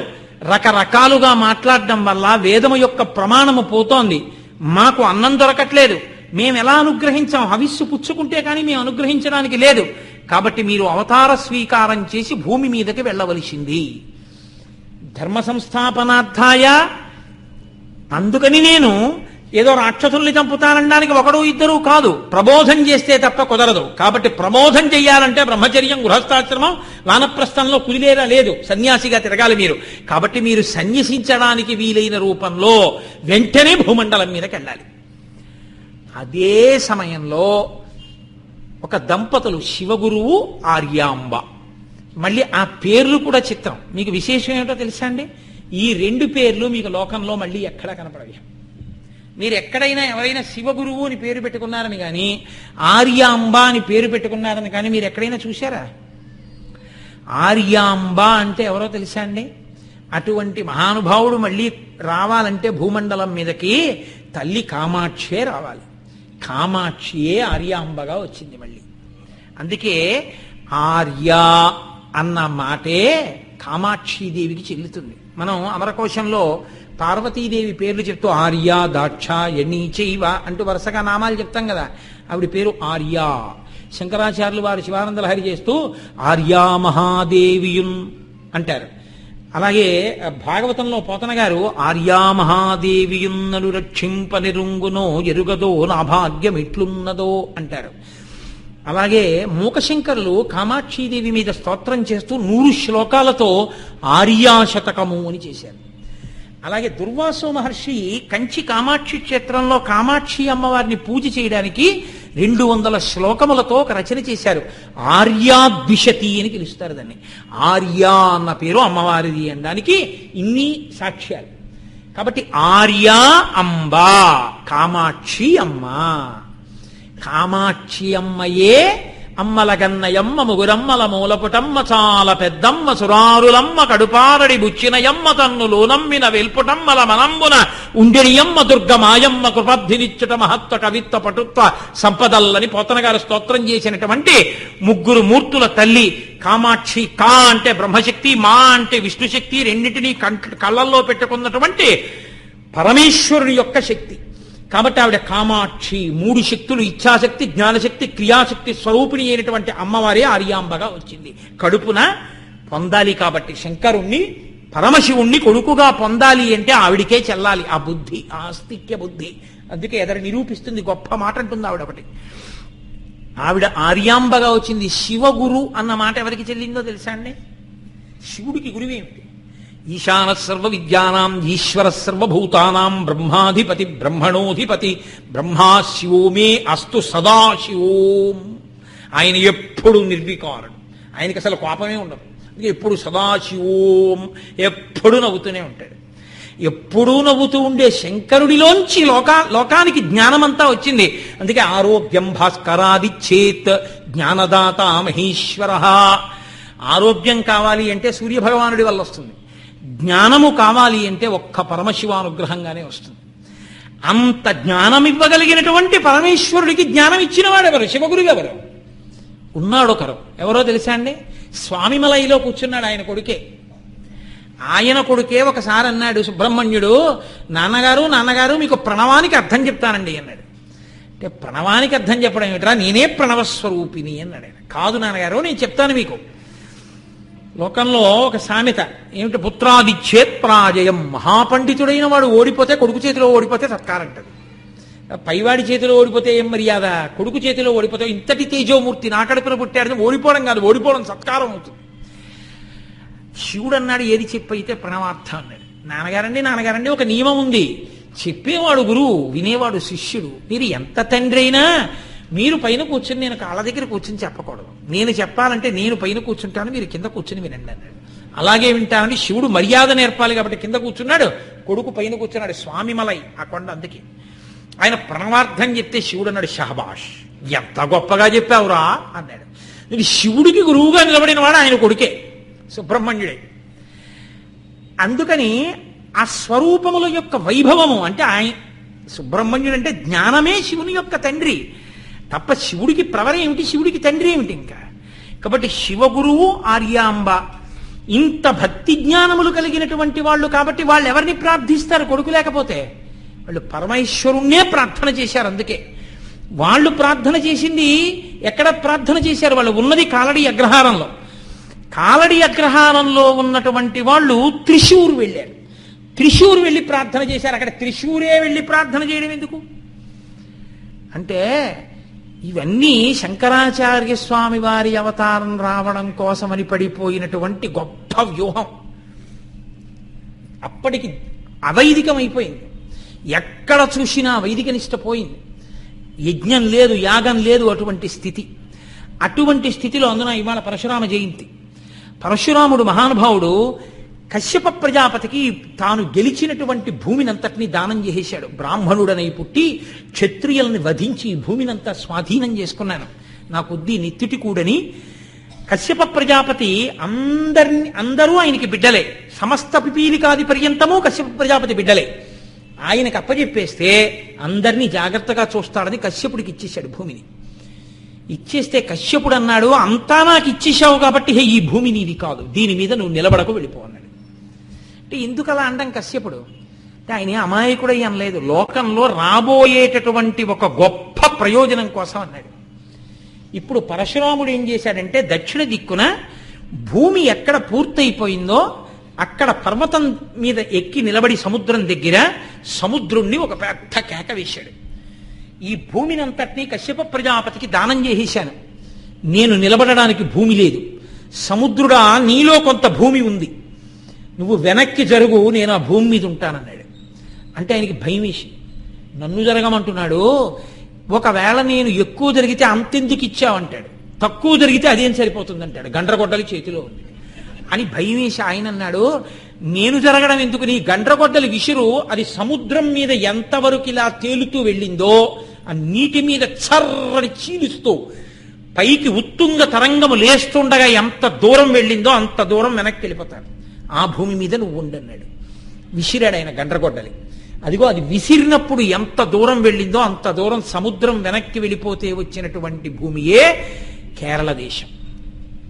అందుకే అవన్నీ పరశురామ క్షేత్రాలంటారు. మూకాంబిక వెళ్ళినా, గోకర్ణం వెళ్ళినా, శృంగేరి వెళ్ళినా, ఉడిపి వెళ్ళినా అవన్నీ పరశురామ క్షేత్రాలు. పరశురామ క్షేత్రాలు అనడానికి కారణం అదే. అటువంటి పరశురామ క్షేత్రములలో ఒకటైనటువంటి గొప్ప క్షేత్రం త్రిశూర్. త్రిశూర్ ఒక అత్యద్భుతమైన క్షేత్రం. ఎందుకో తెలుసా అండి, అక్కడ శివలింగం ఉత్తర దిక్కున ఉన్న హిమలింగంలా ఉంటుంది. ఎందుచేత అంటే, 1000 సంవత్సరాల క్రితం నెయ్యి మీకు కావాలి అంటే త్రిశూర్లోనే దొరుకుతుంది. అక్కడ నెయ్యి మీరు పట్టుకెడితే అభిషేకం చేయరు. ఎంతో వైదిక నిష్టతో వాళ్ళు తీసినటువంటి వెన్న కరగ పెడితే వచ్చిన నీతిని మీ గోత్రనామాలు చెప్తే వాళ్లే పట్టుకెళ్ళి ఇస్తారు. ఇస్తే శివలింగానికి అభిషేకం చేస్తారు. కొన్ని వేల సంవత్సరాల క్రితం అభిషేకం చేసిన నెయ్యి పేరుకుపోయి ఉంటుంది. చిత్రం ఏమిటంటే, చుట్టూ దీపాలు వెలుగుతుంటాయి, నెయ్యి కరగదు. ఆ నేతిని ఇలా తీసి ఆకులో వేసి మీకు ప్రసాదం ఇస్తారు, మీరు ఇలా పట్టుకోగానే కరుగుతుంది.